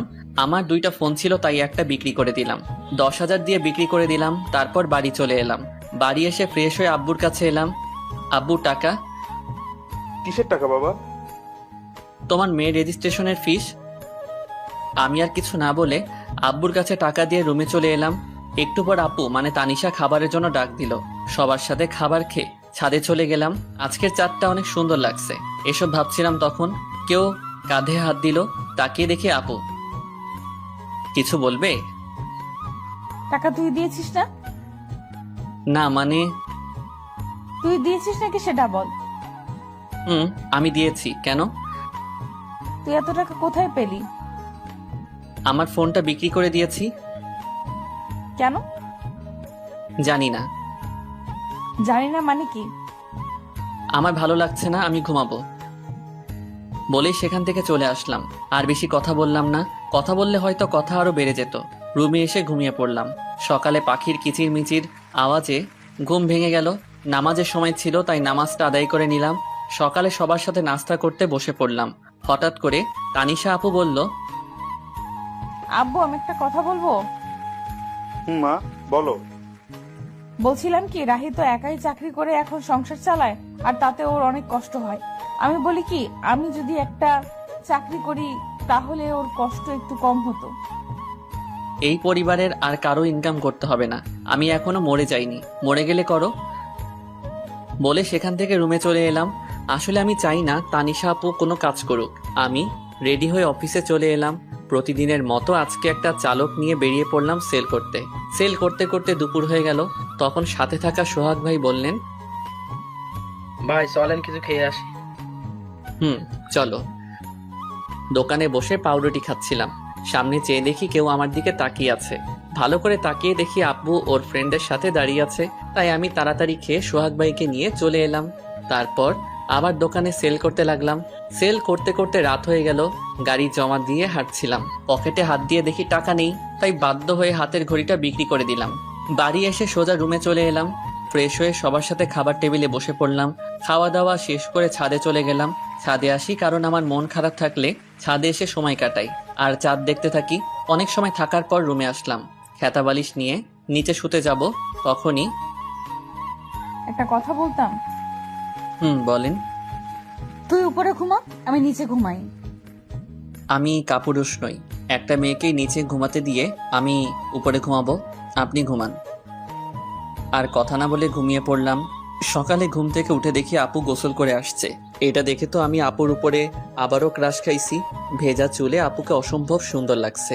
আপনাদের বলে বোঝাতে পারবো না। আপু আমার দিকে তাকাতেই আমি ঘুমের ভান ধরে রইলাম। তখন আপু বললেন, কি উঠবি না? আর কত ঘুমাবি? সবাই নাস্তা করার জন্য অপেক্ষা করছেন। উঠছি, তুমি যাও। তারপর আপু চলে যায়। আসলে আপুকে যত দেখছি ততই আপুর প্রতি ফিলিংস হচ্ছে। আমার কপালে হয়তো বউয়ের ভালোবাসা নেই, জীবনটা বেদনা। আপু কেন আমার ফিলিংসটা বোঝে না। ফ্রেশ হয়ে সবার সাথে নাস্তা শেষ করে রুমে এসে শুয়েছিলাম। আজকে শুক্রবার, তাই কাজ নাই। একটু পরে আপু আসলো। ওকে দেখে কেমন যেন লাগলো, মনে হয় অস্বস্তিতে আছেন। আপনার কি কিছু হয়েছে? কই না তো। সত্যি বলছেন তো? মিথ্যা বলছেন না তো? মিথ্যা বলতে যাবো কেন? আচ্ছা ঠিক আছে। আচ্ছা একটা কথা বলি। বলেন। আমাকে কিছু টাকা দিতে পারবি? কত টাকা? 200 টাকা। ওই দিন হাত ঘড়ি বিক্রি করে যা পেয়েছিলাম ওই টাকা আপুকে দিয়ে দিলাম। আজকে ছুটি, তাই একটু ঘুম দিলাম। বিকেলে একটু ঘুরতে বের হলাম বন্ধুদের সাথে আড্ডা দিতে। মাগরিবের আজান হয়ে গেল, তাই নামাজটা আদায় করে রুমে চলে এলাম। রুমে আসতেই দেখলাম আপু বাথরুম থেকে বের হচ্ছে। আপুকে দেখে একটু সন্দেহ হচ্ছে। আজ এমন তো আগে কখনো মনে হয়নি। এতক্ষণ কোথায় ছিলি? এই একটু বাইরে ঘুরছিলাম। আমাকে নিয়ে গেলি না কেন? আপনাকে নিয়ে যাব কেন? কেন আমি যেতে পারি না বুঝি? না, আমার সাথে যেতে পারেন না। আমাকে তো স্বামী হিসেবে মানেন না। তোর সাথে ঘুরতে না যাওয়ার কি আছে? ওকে সামনের ছুটির দিন নিয়ে যাব। লাগবে না, আমি তোর সাথে যাব না। ওকে না গেলে আমার কি, আর কত আছে যাওয়ার জন্য? ওই কি বললি? কই কিছু না। আমি যাব। এখন না বললেন যাবেন না? এখন যাব, তোর কোনো সমস্যা? না, সমস্যা নেই। তারপর রাতে খাবার খেয়ে ঘুমিয়ে পড়লাম। পরের দিন ভোর সকালে ঘুম ভাঙলো। ঘুম থেকে উঠে নামাজ আদায় করে নিলাম। তারপর একটু গ্রামটা ঘুরে দেখতে লাগলাম। সকালের আবহাওয়া মনটা অনেক ভালো করে দেয়। কত সুন্দর লাগে সকালবেলা। কিছুক্ষণ গ্রামটা ঘোরাঘুরি করে রুমে চলে এলাম। এসে দেখি আপু এখনো ঘুমিয়ে আছে। ভাবলাম ঠেকে দিব কিনা, কত কিছু না ভেবে ডাক দিলাম, আপু উঠেন, সকাল হয়ে গেছে। আর কত ঘুমাবেন? ওই আপু উঠবেন না? কি হয়েছে আম্মু, এত সকাল সকাল ডাকছো কেন? এদি কয় কি আমি নাকি তার আম্মু? আরে আমি রাহি। ও তুই? কখন থেকে ডাকছি, উঠছেনই তো না। সরি। বলেই আপু ফ্রেশ হতে চলে গেল। সকালে নাস্তা করে কাজে চলে এলাম। দোকানে সেল দিতে দিতে এক জায়গায় দাঁড়িয়ে গেলাম। আপুর মতো কাউকে দেখতে পাচ্ছি। একটু কাছে গিয়ে দেখি আসলেই ওটা আপু। কিন্তু আপু এই জায়গায় কি করে? দেখলাম একটা ফার্মেসিতে ঢুকলো, সাথে চুটকি। তারপর কিছু একটা কিনে চলে গেল। আমি বুঝতে পারছি কি নিয়ে গেছে আপু। ভাবছি এখন গিয়ে জিজ্ঞেস করবো কিনা। আপু সেখান থেকে চলে গেল। আমিও সেল দিতে চলে এলাম। রাতে খাবার খেয়ে রুমে আসলাম আর আপুর জন্য অপেক্ষা করতে লাগলাম। কিছুক্ষণ পর দেখি আপু রুমে আসলো। চোখ মুখ কেমন যেন হয়ে গেছে। নিজেকে একটু সাহসী বানিয়ে বললাম, আপনার সাথে কিছু কথা ছিল। বল। আপনি আজ 11টার সময় কোথায় ছিলেন? আমার কথায় কিছুটা ভয় পেয়ে গেল আপু। বান্ধবীদের সাথে কেন? না এমনি। আপনি ঠিক আছেন তো? ঠিকই তো আছি। না আপনি ঠিক নেই। আমার কাছ থেকে কিছু কি লুকাতে চাচ্ছেন? কি লুকাবো আমি? তুই কিসের কথা বলছিস? এইটার কথা বলছি, প্যাকেটটা সামনে ধরে। আসলে আপনার হয়তো বুঝতে পারছেন না কিসের প্যাকেটের কথা বলছি। ওইটা প্যাড ছিল। অনেকে হয়তো এখন বুঝতে পারছেন। এসব বলায় আপু কিছুটা লজ্জা পেয়ে যায়। লুকানো কি আছে এসব? জানি আপনি আমাকে স্বামী হিসেবে মানেন না, কিন্তু নিজের সমস্যার কথা তো বলতে পারেন না। এখন আমাকে বিশ্বাস করে উঠতে পারেননি? না তেমন কিছু না, আসলে বলতে লজ্জা লাগছিল। লজ্জার কি আছে এতে শুনি? কবে থেকে শুরু হয়েছে? 2 দিন হলো। ওকে তুমি এখানে বসো, আমি আসছি। আপুর জন্য গরম পানি করে নিয়ে আসলাম। কি ওগুলো? আপনার জন্য গরম পানি নিয়ে এসেছি। তুই এত কষ্ট করতে গেলি কেন? আমি করে নিতাম। তা তো জানি। কত ব্যথা সহ্য করে হাসি মুখে কথা বলছেন। আপনার আর কয়েকদিন কিছু করতে হবে না, রেস্ট নিন। তুই এত ভালো কেন? সবার কত খেয়াল রাখিস, আমার পিরিয়ডের কথা শুনে এত কেয়ার করছিস। যদিও তোকে স্ত্রীর অধিকার দেইনি, যদি দিতাম আরো কত কিছু করতে আমার জন্য। সরি রাহি, আমি জানি তুই অনেক ভালো। তোর মতো স্বামী সবার কপালে জোটে না, কিন্তু আমি কেন যে তোকে মেনে নিতে পারছি না। কি ভাবছেন? কিছু না, তুই ঘুমিয়ে পড়। না, যদি আপনার কিছু লাগে। লাগবে না, দরকার হলে তোকে ডাক দিব। ওকে। তারপর আমি ঘুমিয়ে পড়লাম। পরের দিন আর কাজে যাইনি। আপুর শরীরটা খারাপ হয়ে পড়ছিল, তাই সারাদিন আপুর পাশে ছিলাম। যখন যেটা লাগে সব করলাম। ইস, যদি আমাকে স্বামী হিসেবে মেনে নিত তাহলে এই মুহূর্ত আরো কত সুন্দর হতো। আমার কপালটাই খারাপ। আচ্ছা, ও কি বুঝে না আমি ওকে কতটা ভালোবেসে ফেলেছি? এক মুহূর্ত ভালো লাগে না আপুকে ছাড়া। রাতে আবার আপুর জন্য গরম পানি করলাম। তারপর ওষুধ খাইয়ে দিয়ে ঘুম পাড়িয়ে দিলাম। আমিও ঘুমাতে আসলাম। রাহি, বলেন। তোকে একটা কথা বলার ছিল। কি? আমি প্রথম দিন তোকে একটা কথা বলেছিলাম, আমি তোকে স্বামী হিসেবে মানতে পারবো না। কিন্তু এতদিন তোকে কাছে থেকে দেখেছি, তোর কেয়ার গুলো দেখে সত্যি আমি তোকে অনেক ভালোবেসে ফেলেছি। প্লিজ তুই আমাকে তোর স্ত্রী হিসেবে গ্রহণ কর। আমিও তো আপনাকে প্রথম দিন থেকেই ভালোবেসে ফেলেছি। কি এতদিন বলিসনি কেন? আমি কি জানতাম আপনিও আমাকে ভালোবাসেন? এখন তো জানলি। এখনো কি আপনি বলবি? আচ্ছা ঠিক আছে, তুমি করে বলবো। ও, ওদিকে আসছিস কেন? আপনিটাকে তুমি করতে হবে তো। আপুর এমন কথা শুনে আমার তো খুশিতে হিরো আলমের গান লাগাই নাচতে ইচ্ছে করতেছে। মনে সাহস নিয়ে আপুর ঠোঁটের কাছে আমার ঠোঁট এক করতে যাব, ঠিক তখনই চমকে উঠেছিলাম। আপু আমাকে থাপ্পড় মারলো কেন? তখনই চোখ খুলে দেখি এইটা ছিল স্বপ্ন। মনটাই খারাপ হয়ে গেল। কত সুন্দর একটা স্বপ্ন দেখলাম, এটা যদি বাস্তবে হতো তাহলে কেমন হতো। কিন্তু ওই যে আমার কপাল খারাপ, চারদিকে তাকিয়ে দেখি সকাল হয়ে গেছে। বিছানায় চোখ যেতেই দেখলাম আপু কত সুন্দর করে ঘুমাচ্ছে, ছোট বাচ্চাদের মতো করে। দেখলেই তো পাগল হয়ে যাওয়ার মতো অবস্থা, কিন্তু কিছু করার নেই। এত রোমান্টিক হওয়া আমার জন্য মানায় না। তাই গিয়ে আপুকে ডাক দিলাম, আপু উঠুন, সকাল হয়ে গেছে। হুম, আপনার শরীরে কেমন আছে এখন? ভালো। আপুকে তুলে আমি ফ্রেশ হয়ে খাবার টেবিলে চলে এলাম। দেখি আব্বু বসে আছে। রাহি, তোর সাথে কিছু কথা আছে। বলো আব্বু। আমাদের দোকানটা নতুন করে শুরু করবো ভাবছি। আব্বু, এটা তো ভালো কথা। দোকানটা চালু হলে তোকে আর চাকরি করতে হবে না, লেখাপড়া কমপ্লিট করবি আর তানিশা মার খেয়াল রাখবি। আব্বু, পরেরটা পরে দেখা যাবে, আগে তো শুরু করো। এইভাবেই আমাদের জীবনটা চলছিল। আপু আগের থেকে বেশি আমার উপর রাগ দেখায়, আবার অধিকারও খাটায়। মনে হয় যেন সত্যি আমি ওর বর। কখনো মনে হয় মেনে নিয়েছে, আবার কখনো মনে হয় এগুলো সবাইকে দেখানোর জন্য করছে। একদিন আপু বলল, চল আজকে আমরা ঘুরতে যাই। কোথায় যাবেন? চা বাগান দেখতে যাই। আমার ভালো লাগছে না। কি? আরেকবার বল, দেখ আমি তোর কি অবস্থা করি। আচ্ছা চলেন। এই তো গুড বয়। এ কেমন মেয়ে রে বাবা, একবার রাগ দেখায় আবার রাগ নেই, সব শেষ হয়ে যায়। ও আল্লাহ, কেমন মেয়ের পাল্লাই ফেললে। স্বামী হিসেবে মানে না, কিন্তু স্বামীর অধিকার ঠিক কাটায়। মন চায় কচু গাছের লগে ফাঁস দিয়ে মরে যায়। আল্লাহ আমায় উঠাই লও। আমি রেডি হয়ে আপুর জন্য অপেক্ষা করতে লাগলাম। মেয়েদের এই একটাই জিনিস, কোথাও যাইতে হলে মেকআপ নামের জিনিস তাদের দিতে হইব। কত সময় ধরে অপেক্ষা করতেছি, আসার কোনো নামই নেই। হলো আপনার? এই তো চল। আপুর দিকে তাকাতেই আবারও ক্রাশ খেলাম। নীল জামার সাথে ম্যাচিং করে চুড়ি, চোখে কাজল, অসম্ভব সুন্দর লাগছে, পরীর মতো লাগছে। কি আর বলমু ভাই, এগুলো শুধু নাটকে আর গল্পে সম্ভব। জীবনে তো একটা পরীর মতো সুন্দর মাইয়া দেখলাম না, পরী নামের পেতনি দেখছি।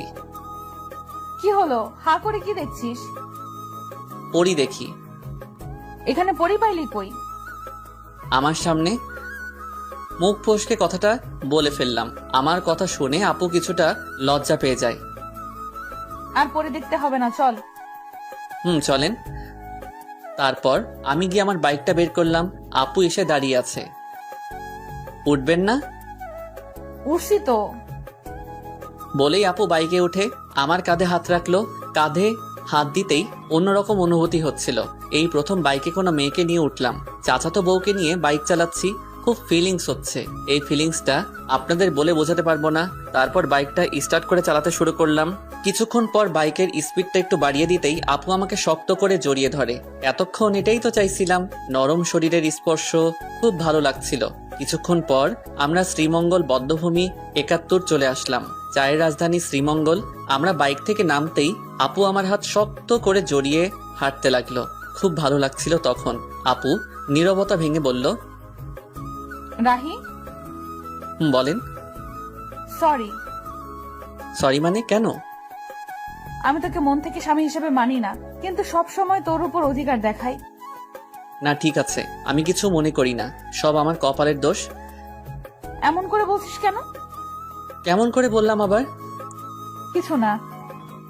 কিছুক্ষণ আপুর কিছু পিক তুলে দিয়ে আমি বললাম, কিছু খাবেন? আইসক্রিম নিয়ে আয়। আমি তো জানি মেয়েরা ফুচকা পাগলি হয়, কিন্তু আপনি আইসক্রিম পাগলি কেন? এমনি। তোর কোনো সমস্যা? না, আনছি আমি। আইসক্রিম নিয়ে এলাম, তারপর বললাম, এই নেন আপনার আইসক্রিম। একটা কেন, তুই খাবি না? না, ওসব আমি খাই না, আপনি খান। ওকে। আইসক্রিমটা হাতে নিয়ে বাচ্চাদের মতো খেতে লাগলো। এত বড় একটা মেয়ে হয়ে বাচ্চাদের মতো আইসক্রিম খাচ্ছে, কি অদ্ভুত ব্যাপারটা। আপু আইসক্রিম খাচ্ছে আর আমি তাকিয়ে শুধু দেখছি। কি ব্যাপার, অমন করে কি দেখছিস? কই না তো। আমি দেখেছি তুই আমার খাওয়া দেখছিলি। না, দেখতে হবে না, চাইলে তুই খেতে পারিস। না, আপনি খান। আমি বলছি তুই খাবি, এই নে। আমি খাবো না, আপনি খান। তুই খাবি নাকি আইসক্রিম তোর মুখে মেখে দিব? আচ্ছা ঠিক আছে। আমি আর কিছু না বলে হা করি। আপু আইসক্রিম আমার মুখে দিল, আমি খেতে না চাইলেও বাধ্য হয়ে খেতে হলো। রাগ করলি? আমি সবার উপরে রাগ করি না। ও তো কার কার উপর রাগ করিস না একটু শুনি। আপনাকে বলবো কেন? আর কিছু না বলে ঘোরাঘুরি করে বাড়ির উদ্দেশ্যে রওনা দিলাম। রাস্তায় হঠাৎ আমার একটা ফ্রেন্ড মিতুর সাথে দেখা। কিরে রাহি, কেমন আছিস? এই তো আলহামদুলিল্লাহ ভালো, তুই? আমিও ভালো আছি। তো তোর কি খবর? এই তো আর কি। আমরা কথা বলছিলাম, হঠাৎ আপুর দিকে চোখ যেতেই দেখলাম আপুর আগে ফুলছে। কিছু বুঝলাম না। তোর সাথে মেয়েটাকে? ও হলো আপনার বউ তানিশা, আর তানিশা ও আমার ফ্রেন্ড মিতু। হাই আপু, আপনি তো অনেক কিউট। ধন্যবাদ আপু। মিতুর সাথে কিছুক্ষণ কথা বলার পর বাড়িতে চলে এলাম। বাড়িতে আসতে আসতে সন্ধ্যা হয়ে গেছে। আমি ফ্রেশ হয়ে বিছানায় শুয়েছিলাম, তখন আপু রুমে আসলো। দেখে মনে হচ্ছে কোনো কারণে রেগে আছে। রুমে এসে আমার সাথে কোনো কথা বলেননি, আমিও বলিনি। রাতে আম্মু খাবার খেতে ডাকছে, তাই আমি খাওয়ার জন্য চলে এলাম। খাওয়া দাওয়া শেষ করে রুমে চলে আসি, এসেই শুয়ে পড়ি। তখন আপু রুমে আসলো। তখন আমি বললাম, কি ব্যাপার, আপনাকে এমন দেখাচ্ছে কেন? সারাদিন তো ঠিকই ছিলেন। আমার সাথে কথা বলবি না তুই? কেন, আমি আবার কি করলাম? মেয়ে মানুষ দেখলে এই গায়ে পড়ে কথা বলতে হবে, তাই না? কখন আবার মেয়েদের সাথে কথা বললাম? ও এখন তো মনে করিয়ে দিতে হবে। আসার সময় কি ওই মেয়ের সাথে কথা বলিসনি? এত হেসে হেসে কি কথা শুনি? ও তো আমার ভালো ফ্রেন্ড। তাহলে ওর কাছে যা, আমার সাথে কথা বলিবি না। আমি ওর সাথে কথা বলছি, তাতে আপনার কি? আপনি এত রাখছেন কেন? আমারই তো সব। মানে? কিছু না। বলেই শুয়ে পড়লো। কি আজব মেরে বাবা, এখন দেখছি কারোর সাথে কথা বলতে দেবে না। নিজে তো ভালোভাবে কথা বলেই না, আবার অন্য কারোর সাথে কথা বললে রেগে যায়। মেয়েদের মন বোঝা আসলে অনেক কঠিন। কি কখন কি চায় তারাই ভালো জানে। কি বলছিস? আপনি এখনো ঘুমাননি? তুই ঘুমাবি না? ঘুমাচ্ছি। সকালে ঘুম থেকে উঠে তো অবাক, আপু আমাকে জড়িয়ে ধরে শুয়ে আছে। আমার শরীর কাঁপছে, হার্টবিট বেড়ে যাচ্ছে, কিন্তু কি আর করব, এত রোমান্টিক হলে তো চলবে না। আপুকে ডাকতে লাগলাম। আপু আমাকে জড়িয়ে ধরে শুয়ে আছে কেন? আমি আমার হাজবেন্ডকে জড়িয়ে আছি। তোর কোনো সমস্যা? আপনার হাজবেন্ড মানে বুঝলাম না। এখন ঘুমাতে দে, বেশি কথা বলিস না। আপনি ঘুমাবেন ভালো কথা, আমাকে তো ছাড়েন। আমার ইচ্ছে হয়েছে তাই ঘুমিয়েছি, ডিস্টার্ব করিস না তো এখন। হারামজাদি কয় কি, আমাকে জড়িয়ে আছে, আবার আমাকেই বলছে ডিস্টার্ব না করতে। মনে হচ্ছে লাথি মেরে মঙ্গল গ্রহে পাঠিয়ে দেই, কিন্তু ততক্ষণে ভাবলাম যদি সেখানে পাঠিয়ে দেই আমার কি হবে? আমি তো আপুকে ভালোবাসি। নিজেকে শান্ত করে বললাম, আপনি ঘুমান, আমি মানা করেছি নাকি? কিন্তু আমাকে ছাড়ুন। তারপর আপু আমাকে ছেড়ে দেয়। আপনি চাইলে আরো ঘুমাতে পারেন। আমি ফ্রেশ হয়ে নাস্তা করে রুমে এসে দেখি বাচ্চাদের মতো বালিশটাকে জড়িয়ে ধরে শুয়ে আছে। এটা দেখে আমার ঠোঁটের কোণায় হাসি ফুটে উঠেছে। কালকে দিনটা আমার কাছে অনেক ভালোই লাগছিল। যত দিন যাচ্ছে আপুর প্রতি দুর্বলতা কাজ করছে। কেন জানি অনেক ভালোবেসে ফেলেছি। আপুকে ছাড়া হয়তো এখন 1 সেকেন্ডও বাঁচতে পারবো না। আমি কি আমার মনের কথা বলে দিব? কিন্তু তখন যদি রেগে যায়? কিন্তু আমার মনের কথা না বলা পর্যন্ত তো আমি শান্তি পাচ্ছি না। সব সময় আপুর প্রতি ভালোবাসা, দুর্বলতা, ওকে স্পর্শ করার ইচ্ছা, ওর প্রতি নেশা আমার ভেতরটাকে শেষ করে ফেলছে। আচ্ছা, আপু কি আমাকে ভালোবাসে? ওর ব্যবহার দেখে তো তাই মনে হচ্ছে। আপুও আমাকে ভালোবাসে, কিন্তু বলতে পারছে না। আচ্ছা, আমি কি সরাসরি গিয়ে বলে দিব? আমরা কি সবকিছু ভুলে দুজন দুজনকে ভালোবাসতে পারি না? আজকে বলে দিব, যা হবার হবে। এদিকে তানিশা ঘুম থেকে উঠে আমাকে কোথাও খুঁজে পাচ্ছে না। সকাল থেকে একবারও দেখছে না। তানিশাও আমাকে ভালোবাসে, কিন্তু কখনো বলতে পারছে না। কারণ একে তো ও একটা মেয়ে, তার উপর আমি ওর চাচাতো ভাই, তার উপর ছোট লজ্জার কারণে বলতে পারছে না। কিন্তু মন থেকে রাহিকেই ভালোবাসে। রাত্রে বাড়ি আসার সময় আপুর জন্য আইসক্রিম, চকোলেট আর ফুল নিয়ে আসলাম। যেগুলো আপুর পছন্দ করে সেগুলো নিয়ে আসি। আজকে আমার মনের কথা বলেই দিব, পরে যা হবার দেখা যাবে। বাড়িতে এসে এগুলো নিয়ে সোজা আমার রুমে চলে এলাম। আমার রুমের মধ্যে ঢুকতে যাব, তখনই দেখে আপু কারোর সাথে ফোনে কথা বলছে। কি যেন মনে করে আর ভিতরে গেলাম না। দরজার ওপাশে দাঁড়িয়ে শুনতে লাগলাম, হ্যাঁ আমি সত্যি ওকে ভালোবাসি আর ওর সাথে সারা জীবন থাকতে চাই। কিন্তু এই ঝামেলাটা থেকে আগে বের হই, তারপর আব্বু আম্মুকে সব বলে আমরা দুজন হানিমুনে যাব। তাদের কথা শুনে আমি তো অনেক বড় একটা ধাক্কা খাই। তার মানে আপু অন্য কাউকে ভালোবাসে। মুহূর্তের মধ্যে আমার সব আশা ভরসা সব নষ্ট হয়ে যায়। আমি কখনো ভাবতে পারিনি আমি ওর কাছে এত বড় একটা সমস্যা। আমি ফুলগুলো ফেলে দিয়ে আইসক্রিম আর চকলেট চুটকিকে দিয়ে দিলাম। না নয়, আমি ওকে মুক্ত করে দিব। আমি তাদের মাঝে ঝামেলা হয়ে থাকতে চাই না। তাই অনেক কিছু ভেবে সিদ্ধান্ত নিলাম আমি ওকে ডিভোর্স দিয়ে দিব। ও যদি অন্য কাউকে নিয়ে সুখে থাকতে চায় আমি বাধা দিব না। আমি রুমে ঢুকতেই আপু ফোন রেখে দেয়। সারাদিন কই ছিলি? একবারও বাড়িতে দেখলাম না। একটা কাজ ছিল। সারাদিন কিছু খেয়েছিস? দাঁড়া, আমি তোর জন্য খাবার আনছি। না না, আমি খাবো না, বাইরে থেকে খেয়ে এসেছি। যে কথাগুলো শুনেছি আর খাবার মুখে দিয়ে কি আর যাবে। তোর সাথে আমার কিছু কথা ছিল। বলেন। অনেকদিন থেকে বলতে চেয়েছিলাম কিন্তু বলতে পারিনি। জানি না এই বিষয়টা তুই কিভাবে নিবি। অত কিছু না বলে আসল কথাটা বলেই ফেলুন। আসলে আমি তোকে ডিভোর্স দিতে চান, তাই তো? মানে মানেটা খুব সহজ। আপনি আর এই মিথ্যা সম্পর্ক রাখতে চান না, তাই আমাকে ডিভোর্স দিতে চান। সমস্যা নেই, দিয়ে দিব। আপনার ইচ্ছা আমি খুব তাড়াতাড়ি পূরণ করে দিব। আমি ডিভোর্স পেপার রেডি করছি। আপনি আপনার পছন্দ মতো একটা ছেলেকে বিয়ে করে নিয়েন। কিন্তু আমি তো বাড়িতে কিভাবে জানবেন? ওইটা আপনাকে চিন্তা করতে হবে না, আমি ম্যানেজ করে নিব। তারপর আমি আর আপুকে কিছু বলার সুযোগ না দিয়ে ফ্লোরে শুয়ে পড়লাম। আর বেশিক্ষণ কথা বললে হয়তো চোখ দিয়ে বন্যা শুরু হয়ে যেত। যাকে এতটা ভালোবাসি সে আজ আমাকে এভাবে ছ্যাঁকা দিয়ে দিল। এসব ভাবতে ভাবতে কখন ঘুমিয়ে পড়েছি মনে নেই। হঠাৎ কারো কান্না করার আওয়াজ শুনে ঘুমটা ভেঙে যায়। চোখ খুলে দেখি তানিশা আপু কান্না করতেছে। কি ব্যাপার, এত রাতে কান্না করছেন কেন? কিছু না, এমনি। আজব তো, এত রাতে কেউ কাঁদে? নিজেও ঘুমাচ্ছেন না, আমাকেও ঘুমাতে দিচ্ছেন না। আচ্ছা তুই ঘুমা। আমি ঘুমিয়ে যাই।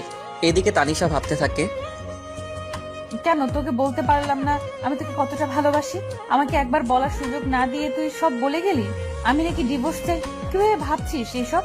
ওকে, তুই যদি আমাকে ডিভোর্স দিয়ে ভালো থাকিস তাহলে চলে যাব তোর জীবন থেকে অনেক দূরে। তাছাড়া তোকে বিয়ে করে তোর জীবনটা আমি নষ্ট করে দিয়েছি, পারলে ক্ষমা করে দিস। পরের দিন আমি উকিলের সাথে যোগাযোগ করে ডিভোর্সের অ্যাপ্লাই করে আসলাম। আমাদের 6 মাসের ডেট দিয়েছেন।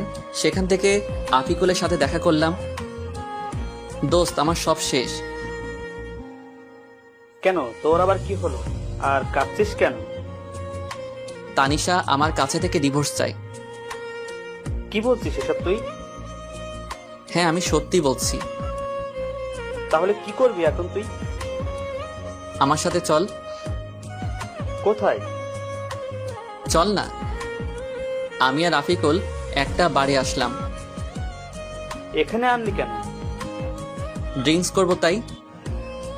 তুই কি ড্রিঙ্কস করিস? হুম। কিন্তু তুই তো আজ পর্যন্ত একটা সিগারেটও মুখে নিয়ে দেখিস নাই। আজকের মতো তো আর কখনো কষ্ট পাই নাই। তারপর আমরা দুজনই ড্রিঙ্কস করি। আমি একটু বেশি খেয়েছি, যার কারণে নিজেকে কন্ট্রোল করতে পারছি না। তাই আফিকুল আমাকে বাড়িতে নিয়ে আসে। বাড়িতে দরজায় নক করতে তানিশা দরজা খুলে দেয়। ভাবি, আসলে আজকে রাহি একটু ড্রিঙ্ক করে ফেলেছে। আচ্ছা ঠিক আছে, আপনি ওকে ভেতরে নিয়ে আসুন। তারপর আফিকুল আমাকে রুমে রেখে চলে যায়। একটু পরে আপু আসলো। তুই ড্রিঙ্কস করেছিস? হ্যাঁ, হুম করেছি। তোর কোনো সমস্যা? তুই তো আগে এমন ছিলি না। সবসময় কি একরকম থাকতে হবে? এই বলে আমি তানিশার দিকে এগোচ্ছি আর তানিশা পিছনে যাচ্ছে। এদিকে আসছিস কেন? আমার ইচ্ছে হয়েছে, আমি আমার বউকে আদর করব, যা ইচ্ছা তাই করবো। আপনার কোনো সমস্যা? আমি তোকে আগেই বলেছিলাম। পুরো কথা শেষ হওয়ার আগে আমি ওকে ধরে ফেলি। কি করছিস? ছাড় আমাকে। আজকে আমার বউয়ের অধিকার নিয়েই ছাড়বো। এই বলে তানিশার কাছে যেতেই ধাক্কা মেরে বিছানায় ফেলে দিল। এত জোরে ধাক্কা দেয় যে আমি আর উঠতেই পারি না। একে তো নেশা করা অবস্থায় কখন যে ওখানেই ঘুমিয়ে পড়ি নিজেই জানি না। সকালে উঠে দেখি আজকে আমার আগে আপু উঠেছে। তাতে আমার কি, আমি আর ওকে নিয়ে ভাবতে চাই না। ফ্রেশ হয়ে নিচে আসলাম, কিন্তু তানিশাকে কোথাও দেখতে পাচ্ছি না। কি ব্যাপার, গেল কই? তারপর কিচেনে গেলাম। গিয়ে দেখি আম্মু আছে, তানিশা নেই। আম্মু তানিশা কোথায়? ও তাসনিয়া রুমে আছে। আচ্ছা। তারপর তাসনিয়ার রুমে গেলাম, গিয়ে দেখি দুজনে বসে কি যেন বলছে। আমাকে দেখে তাসনিয়া বলতে লাগলো, ভাইয়া কেমন আছিস? ভালো, তুই? আমিও ভালো। ভাবিকে ডাকতে এসেছিস? না, এমনিতেই তোকে দেখতে এসেছিলাম।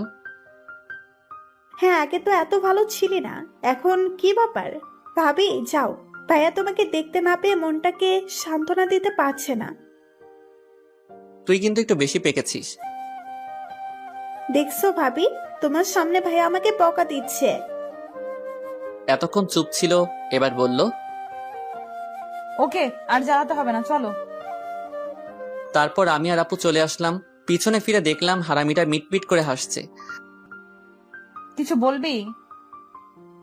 আসলে কালকে রাতের জন্য সরি। আপু মাথা নিচু করে আছে। আসলে কালকে রাতে মনে হয় একটু বেশি করে ফেলেছি। আমি কখনো ভাবিনি এমনটা হবে। প্লিজ মাফ করে দিয়েন। আচ্ছা ঠিক আছে, তখন তুই হুঁশে ছিলি না, কিন্তু তুই ড্রিঙ্কস কেন করেছিস? এমনি, বাদ দেন। বলে চলে আসতে চাইছিলাম, এমনই সময় আপু আমার হাত টেনে ধরে। আপুর হাতের ছোঁয়ায় কেমন যেন বুকের মধ্যে ইলেকট্রিক শক লাগলো। আমাকে ইগনোর করছিস কেন?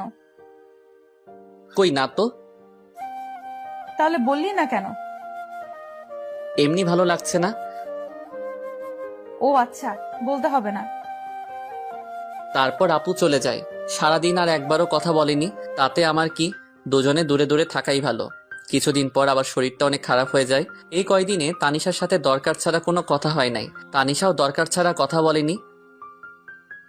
দেখি, সোজা হয়ে শো, আমি তোকে জলপট্টি দিচ্ছি। লাগবে না আমার, আমি ঠিক আছি। লাগবে না মানে? জ্বর তো এখনো কমেনি। তো কি হয়েছে, মরেই তো যাব, তার থেকে তো বেশি কিছু না। এত বেশি কেন বুঝিস সব সময়? আমি বেশি বুঝি, তাতে আপনার কি? আজব তো, এরকম করছিস কেন তুই আমার সাথে? কি করছি?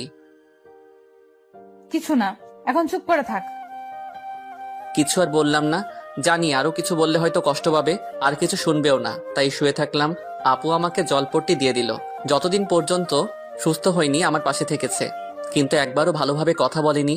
এত যত্ন করিস কিন্তু ভালোবাসি কথাটা বললেও কি হয়? নিজেও কষ্ট পাবে, আমাকেও কষ্ট দিবে। ফাজিল একটা মাইয়া। কিছুদিন পর বলে ও নাকি তাদের বাড়িতে যাবে। কাল আমাকে আমাদের বাড়িতে নিয়ে যাবি? কি ব্যাপার, আগে তো বললে না না করতো, আজ বলতে রাজি হয়ে গেল। পরের দিন আপুকে তাদের বাড়িতে নিয়ে যাই। আপুকে রেখে আসতে যাব, তখন বাবা আজকে দিনটা থেকে যা, এখনই আসলি আবার চলে যাবি? শাশুড়ি মা কথাটা বললেন। না মা, আমার কাজ আছে, ও থাকুক যতদিন থাকার, আমি পরে এসে নিয়ে যাব। আচ্ছা। তানিশার কাছে ওর মা গিয়ে বলল, কি ব্যাপার তানিশা, রাহির সাথে কি তোর কিছু হয়েছে? ও এমন ভাবে চলে গেল কেন? তানিশা কিছু না বলে ওর মাকে জড়িয়ে ধরে কেঁদে দেয়। কি হলো, কাঁদছিস কেন?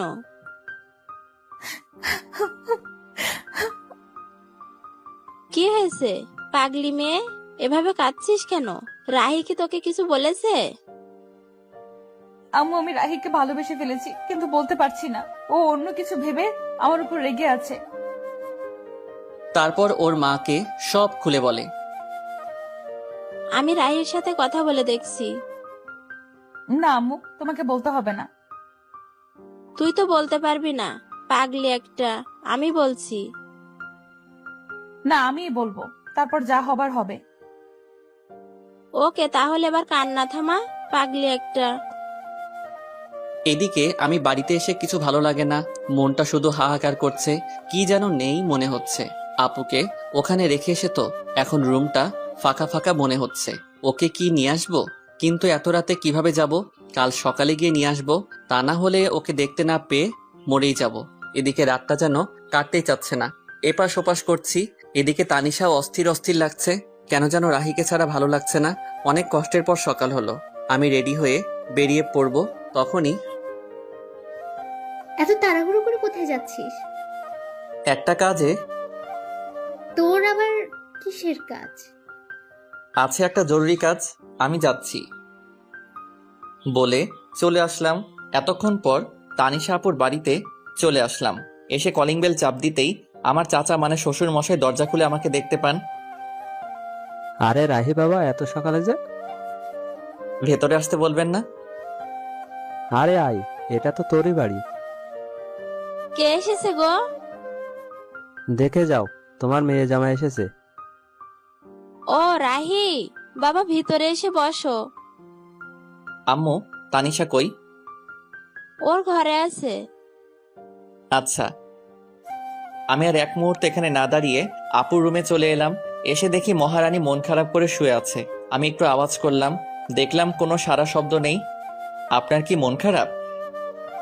দেখি আমার কথা শুনে আমার দিকে তাকালো, কিন্তু ওকে দেখে মনটা খারাপ হয়ে গেল। মহারানী শুয়ে শুয়ে কান্না করছিল। তুই এখানে এসেছিস কেন? কেন, আমার শ্বশুর বাড়িকে আমি আসতে পারি না? না, আসবি না, চলে যা এখান থেকে। কিন্তু আমি তো চলে যেতে আসিনি, আমি তো আপনাকে সাথে করে নিয়ে যেতে এসেছি। আমি কেন তোর সাথে যাব? আমি নিয়ে যাব তাই? আমি যাব না, তুই চলে যা এখান থেকে। আমি তো যাব না আপনি না গেলে। কেন? আমি তোর কে? আপনি আমাকে চাচাতো বউ। এসেছে বউ বউ করতে, যাব না আমি।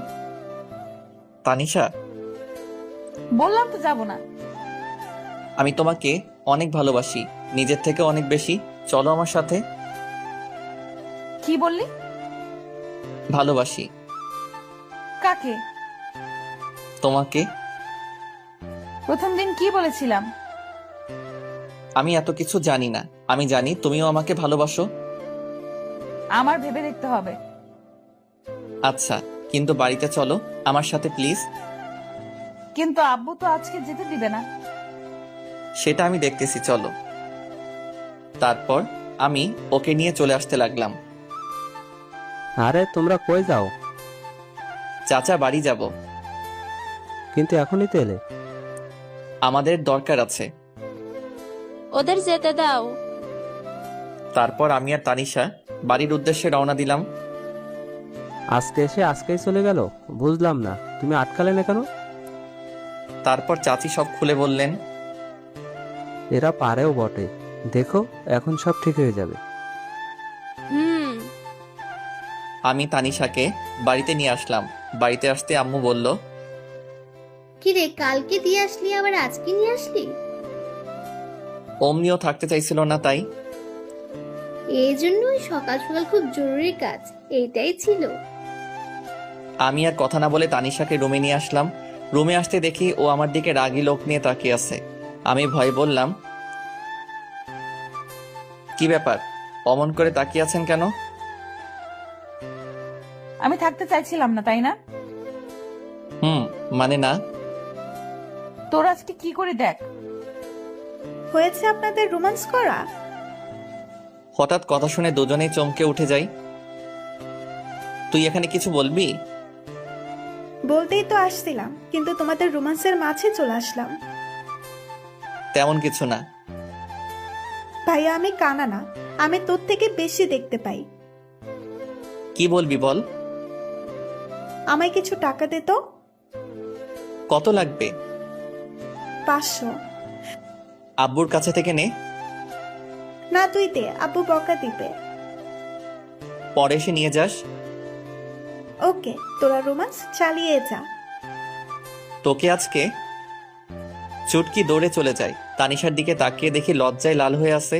চুটকি কোথায় এত লজ্জা পাবে জানতাম না, তবে এখন আরো বেশি কিউট লাগছে। রাতে খাবার খেয়ে আমি খেতা বালিশ নিয়ে নিচে শুতে যাব, তখন এই তুই বিছানায় ঘুমা। আর আপনি? আমি বিছানায় ঘুমাবো। মানে আপনি আমার সাথে ঘুমাবেন? বেশি খুশি হইস না, মাঝখানে এই বালিশ থাকবে, বালিশের এই পাশে একদম আসবি না। না হলে? তোর খবর আছে। বেডি কয় কি, বউয়ের কাছে নাকি যেতে পারবো না? কি কপাল আমার। কিছু বলছিস? না। এখন ভালো ছেলের মতো ঘুমা। আমিও ঘুমিয়ে পড়ি। মাঝরাতে হঠাৎ ঘুম ভেঙে যায়। উঠতে যাব, তখনই ভারী কিছু অনুভব করলাম। তাকিয়ে দেখি আমার বুকের উপর শুয়ে আছে আপু। আমার অনেক ভালো লাগছিল, ইচ্ছে হয়েছিল সারা জীবন এভাবে ডাকতে। আমি আর উঠলাম না, যদি ওর ঘুম ভেঙে যায়। এভাবে বুকের উপর আপুকে জড়িয়ে ধরে আমিও ঘুমিয়ে পড়লাম। সকালে আমার আগেই আপুর ঘুম ভেঙে যায়, দেখে আমি ওকে, ও আমাকে জড়িয়ে ধরে আছি। ও উঠার চেষ্টা করতেই আমি আরো জোরে জড়িয়ে ধরি। এমনভাবে জড়িয়ে ধরে শুয়ে আছি আপু যেন বুঝতে পারে আমি ঘুমের ঘরে জড়িয়ে আছি। যখন আমার থেকে নিজেকে ছাড়িয়ে নিতে পারছে না তখন আমাকে ডাকতে থাকে। রাহি, ওই আমি চুপ। ওঠ আর ছাড় আমাকে। ও সরি। ওকে ছেড়ে এমন ভাব করলাম যেন আমি কিছুই জানি না, আমি বুঝতে পারি নাই। ঠিক আছে। মনে মনে আমি হাসছিলাম। মাইয়া দেখি একটু একটু করে লাইনে আসছে। পরের দিন আমার আব্বু আম্মু আর চুটকি আমাদের এক আত্মীয়ের বাড়িতে যায় 2 দিনের জন্য। আম্মু যাওয়ার সময় বলে গেল যেন ওনার বৌমার খেয়াল রাখি আর ঝগড়া যেন না করি। মুই আর কি কইতাম, আমি তো এখন অবুঝ বাচ্চা। দুপুর হয়েছে, খুব খিদা লাগছে। তানিশা কই গেল? তানিশা আপু, বল। দুপুর হয়ে গেল তো, কিছু কি রান্না করছেন? খুব ক্ষুধা লাগছে। আমি তো রান্না করতে পারি না। কি মজা করছেন আমার সাথে? মজা কেন করবো, আমি সত্যিই রান্না করতে পারি না। খাইতে পারেন? মানে কিছু না। হারামজাদি কয় কি রান্না করতে পারে না, শুধু গিলতে পারে? মেয়ে হয়ে এখনো রান্না করতে শিখেননি? আম্মু কখনো রান্না করতে দেয়নি। মেয়ে মানুষ যখন হয়েছেন একটু তো রান্না করা শিখতে পারতেন। রান্না করতে পারেন না? বিয়ে করে বরকে কি করে খাওয়াতেন? এখন কি হবে আমার? বিয়ে তবে করলি কেন? শখে করি নাই, জোর করে করাইছে। যত সব। খিদের জ্বালায় কি সব বলেছি। খিদে লাগলে মাথা ঠিক থাকে না। আমি গিয়ে হোটেল থেকে খাবার এনে খেয়ে নেই। পরে মনে হলো তানিশাও কিছু খাই নাই, তাই খাবারগুলো নিয়ে ঘরে গেলাম। এই নেন, খাবারগুলো খেয়ে নেন। আমার মাথা ব্যথা করছে, আমি নিচে ঘুমাচ্ছি, আপনি খাবার খেয়ে নিয়েন। তারপর আমি গিয়ে ড্রয়িং রুমে ঘুমিয়ে পড়লাম। ঘুম ভাঙলে দেখি সন্ধ্যা নামবে। তানিশাকে ডাকতে রুমে যাই, গিয়ে দেখি খাবারগুলো যেমন রেখেছিলাম তেমনই আছে। তানিশা গেল কোথায়? সারা বাড়ি খুঁজে পেলাম না, তাই ছাদে গেলাম। গিয়ে দেখি মহারানী ছাদে দাঁড়িয়ে আছে। আমি গিয়ে ডাক দিতেই চোখ মুছে আমার দিকে তাকালো। বুঝলাম আমার কথায় অনেক কষ্ট পেয়েছে। খিদের জ্বালায় তখন আমার মাথা ঠিক ছিল না। আমার হয়তো এমনভাবে বলা ঠিক হয় নাই। এখনো খাবার খান নাই কেন? এমনি ভালো লাগছিল না। সরি, আমি আপনাকে সেভাবে বলতে চাইনি। প্লিজ আমাকে মাফ করে দিয়েন। না, সরি কেন বলছিস? তুই তো ঠিকই বলছিস। না, আমি ঠিক বলিনি। সরি, আমার উপর রাগ করে থাকবেন না। আচ্ছা, রাগ করে নাই। সত্যি? সত্যি। তাহলে চলুন, এখন খাবেন। এখন? সারাদিন তো কিছুই খান নাই। তারপর আমি ওকে জোর করে এনে খাওয়ার জন্য বসিয়ে দিলাম। ও খাচ্ছিল, আমি চেয়ে চেয়ে দেখছিলাম। কি ব্যাপার, এমন করে আমার খাওয়া কি দেখছিস? কই না তো। আমি দেখছি তুই আমার খাওয়া দেখছিলি। দেখছি তো, কি হয়েছে? কেন, আমার নজর লাগবে না বুঝি? আমি আমার বউয়ের খাওয়া দেখছি, তাতে আপনার কি? কে তোর বউ? কেন কি বললি? কে তোর বউ? আপনি খান, আমি আসছি। এখন আবার কই যাস? রাতের খাবার আনতে। আপনি তো আর রান্না করতে পারবেন না। পরের দিন এভাবেই চলে গেল। তার পরের দিন বাড়িতে সবাই এলো। এইদিকে মনে মনে আমি একটা প্ল্যান করতে থাকি। পরের দিন সকালে ঘুম থেকে উঠে দেখি তানিশা আমাকে আজকেও জড়িয়ে ধরে আছে। আমিও উঠি না, কারণ এই সময়টা আমার কাছে খুব ভালো লাগে। সারাদিনে ওর এতটাই কাছে আসতে পারি, এটাই আমার জীবনের অনেক কিছু। সারা জীবন আমি ওকে আমার বুকের মধ্যে জায়গা দিতে চাই, যেন কখনো সে হারিয়ে না যায়। আজকে তানিশা ওর ফ্রেন্ডদের সাথে দেখা করতে গেছে। দূর, কিছু ভালো লাগছে না। এর মাঝে আমার ফোনটা বেজে উঠলো। ফোন হাতে নিয়ে দেখি এক বড় ভাইয়ের ফোন। ফোন রিসিভ করলাম। রাহি বলছো? হ্যাঁ ফয়সাল ভাই, বলেন। তুই চাকরির কথা বলেছিস না? ভাই, বলেছিলাম। আমার এক আঙ্কেলের অফিসে তোর চাকরির ব্যবস্থা করেছি, তুই এই ঠিকানায় আয়। ভাই, আমি আসছি। ফয়সাল ভাইয়ের দেওয়ার ঠিকানায় আমি চলে গেলাম। তারপর ওনার সাথে দেখা করলাম, কাজ হয়ে গেল। আমিও চলে আসি। রাস্তা দিয়ে হাঁটছিলাম, হঠাৎ তানিশার মতো কাউকে দেখতে পেলাম। একটু এগিয়ে গিয়ে দেখি ও রাস্তায় অন্য পাশে আর ও ফ্রেন্ড অন্য পাশে। তানিশার সাথে একটা ছেলে আছে। ওই ছেলেটা কে আর তানিশার সাথে কি করছে একটু এগিয়ে গেলাম, গিয়ে দেখি তানিশার হাত ধরে টানছে। এটা দেখে তো আমার মাথায় গরম হয়ে গেছে। তানিশার হাত ধরে টানছে আর কি যেন বলেছে। তানিশা, আমি তোকে অনেক ভালোবাসতাম, কি করলি তুই এটা? দেখ ইমন, আমার হাত ছাড়। আমি তোকে আমার ভালো একটা ফ্রেন্ড ভাবতাম, আর কিছু না। আর আমার বিয়ে হয়ে গেছে, তুই তো জানিসই সব। কি আছে ওই রাহির মধ্যে যা আমার মাঝে নাই? সেটা তুই নিজেকে জিজ্ঞেস কর। হাত ছাড় আমার। ঠিক আছে, এক রাতের জন্য হলেও তো তুই আমার হবি। বিশ্বাস কর, তোকে এক রাত নিজের করে পাওয়ার জন্য অনেক অপেক্ষা করেছি আমি। এমনিতেই মাথাটা গরম ছিল, তার উপর এমন কথা শুনে নিজেকে আর কন্ট্রোল করতে পারলাম না। সোজা গিয়ে ছেলেটার মুখে একটা ঘুষি দিলাম। এতে ছেলেটা কিছুটা দূরে সরে গেল। আমাকে দেখে আপু অবাক হয়ে তাকিয়ে আছে। তারপর আমি ছেলেটাকে ইচ্ছে মতো মারলাম। তানিশা আমাকে আটকাতে চেষ্টা করছে। আমি ছুটে গিয়ে তাকে অনেক মেরেছি। আমার তানিশাকে স্পর্শ করেছে, আজকে মেরেই ফেলবো। এমন সময় আশেপাশে মানুষ জড়ো হয়ে যায়। আমি তানিশার হাত ধরে বাড়িতে নিয়ে আসি। তানিশার উপর প্রচুর রাগ হচ্ছে, কিন্তু কিছু বললাম না। তানিশাও বুঝতে পারছে আমি অনেক রেগে, আমি তাই আর কিছু বললাম না। রাতে আম্মু খাবার খাওয়ার জন্য ডাকছে, আমি খাবো না বলে দিছি। তানিশাও একবার ডাকলো খাবার জন্য, আমি না করে দিছি। তুই কি আমার উপর রাগ করে আছিস? বল না। আমি তোকে কিছু জিজ্ঞেস করেছি। কি জানতে চান? আমি রেগে আছি কিনা? হ্যাঁ, আমি রেগেই আছি। আমার বউয়ের হাত ধরে টানাটানি করবে, আজে বাজে কথা বলবে, রাগ হবে না তো কি হবে? কেন গিয়েছিলে তাদের সাথে দেখা করতে? সরি, আমার ভুল হয়ে গেছে, রাগ করিস না। আমি জানতাম না এমন হবে। আপনি আরো অনেক কিছু জানেন না। কি? কিছু না। তাহলে রেগে থাকিস না প্লিজ। আমার দিকে তাকিয়ে একটু হাসি দে। আমি আর কি রাগ করে থাকবো? ওর মায়াবী চেহারা দেখলেই সবকিছু ভুলে যাই। ভালোবাসা মানুষের উপর, আর যাই হোক রাগ করে থাকা যায় না। তারপর একটা হাসি দিলাম। এই তো গুড বয়। অনেকদিন ফেসবুকে ঢোকা হয় না, তাই একটু ফেসবুকে ঢুকলাম। সময় কাটছিল না, তাই ভাবলাম 3-4টা মেয়ের সাথে চ্যাটিং করলে 2-3 ঘন্টা এমনি কেটে যাবে। তাই আমি ফেসবুকে চ্যাটিং করছিলাম। কখন যে আমার পাশে তানিশা এসে বসে আছে আমার খেয়ালই করি নাই।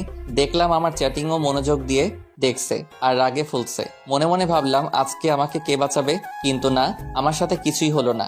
আমার বদলে আমার শখের মোবাইলটা শহীদ হইল।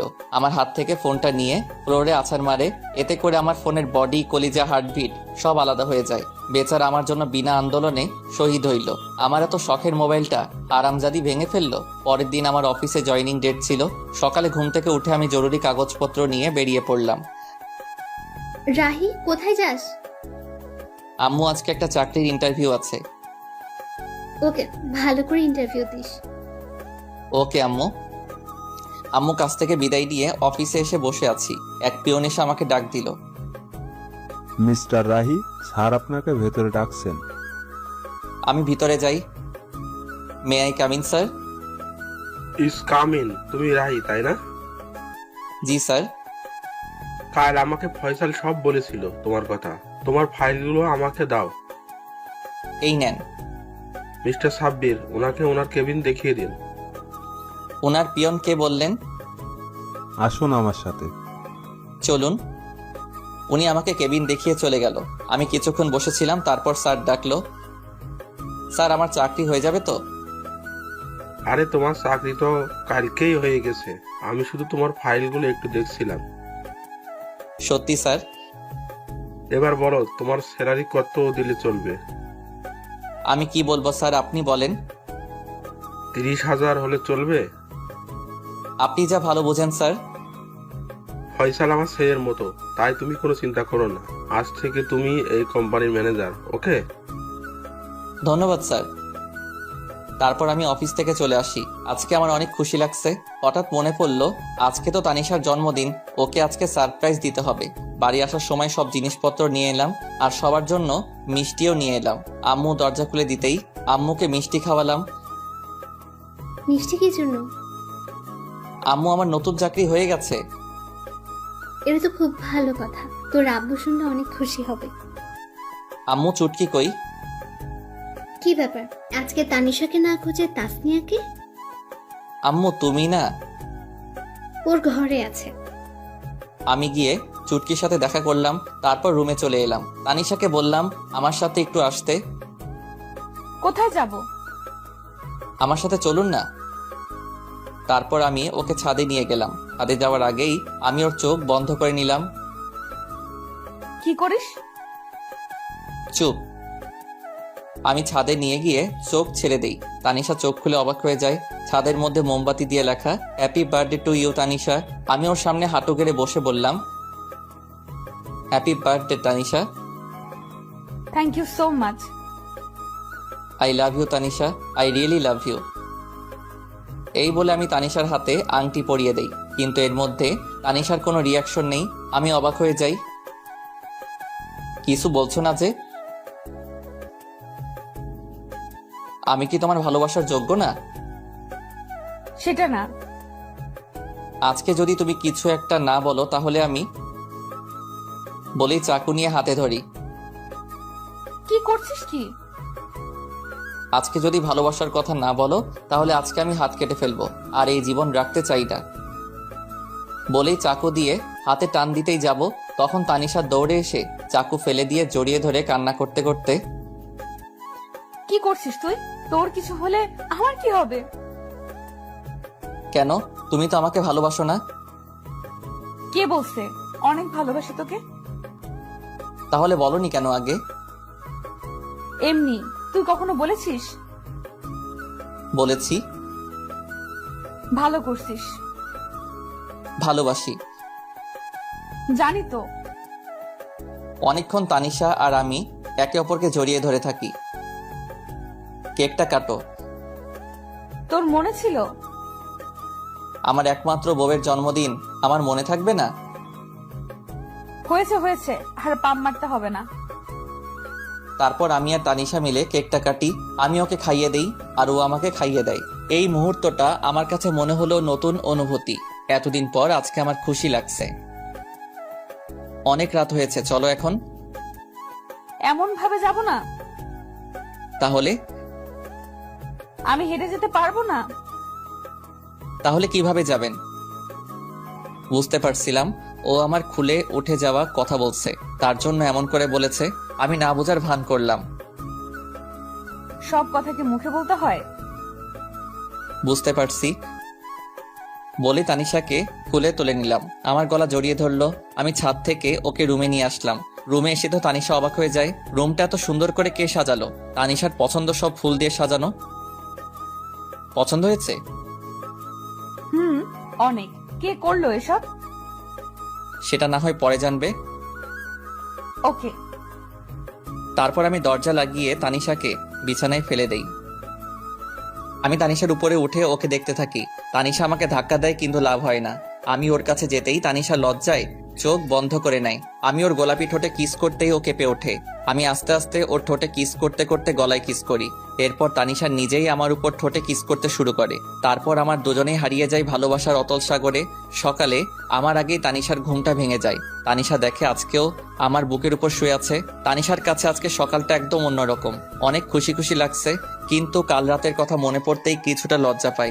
তাকিয়ে দেখে এখনো রাহি ঘুমিয়ে আছে। তাই রাহির কপালে আলতো করে একটা কিস দেয়। এতে রাহি তানিশাকে আরো শক্ত করে জড়িয়ে ধরে। তানিশা বুঝতে পারে রাহি জেগে আছে এখনো, তাই রাহির কাছ থেকে ছাড়ার জন্য চেষ্টা করে, কিন্তু পারে না। রাহি আরো শক্ত করে জড়িয়ে ধরে কিস দেয়। কি মশাই, সারা রাত তো ঘুমাতে দেন নাই, এখন আবার কি? এখন ওইটা? একদম না, সারা রাত আদর করে শখ মেটেনি। না, এখন একটু। No mister. ওকে একটা কিস তো দিবা? ওকে, চোখ বন্ধ করো। কেন?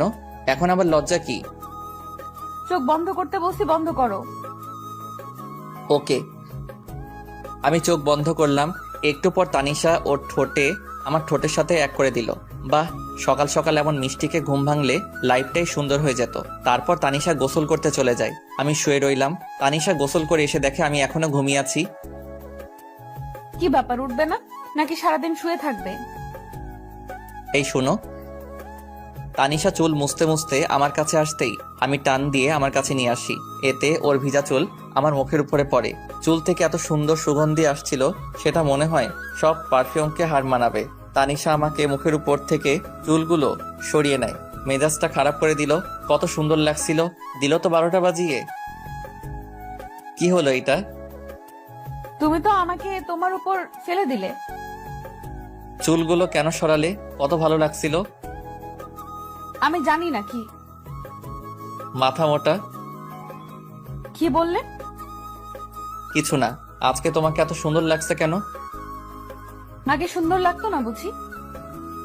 আগে লাগতো, কিন্তু তার থেকে বেশি এখন লাগছে। মন চাচ্ছে সারাদিন আজকে তোমাকে আদর করি। চুপ বদমাইশ। এবার ছাড়ো, অনেক দেরি হয়ে যাচ্ছে, বাইরে যেতে হবে। ওকে। তানিশা চলে যায়, আমিও ঘুম থেকে উঠে ফ্রেশ হতে যাই। তানিশা কিচেনে আম্মুর কাছে গিয়েছে রান্না শিখতে। তুই এখানে কেন এলি? আমাকে তো কোনো কাজই করতে দাও না, তোমার একটু হেল্প করি। কি ব্যাপার, তুমি এইভাবে হাসতেছো কেন? তোকে কাজ করতে হবে না, রাহির কাছে যা। যাচ্ছি, তবে হাসছো কেন বলবে তো?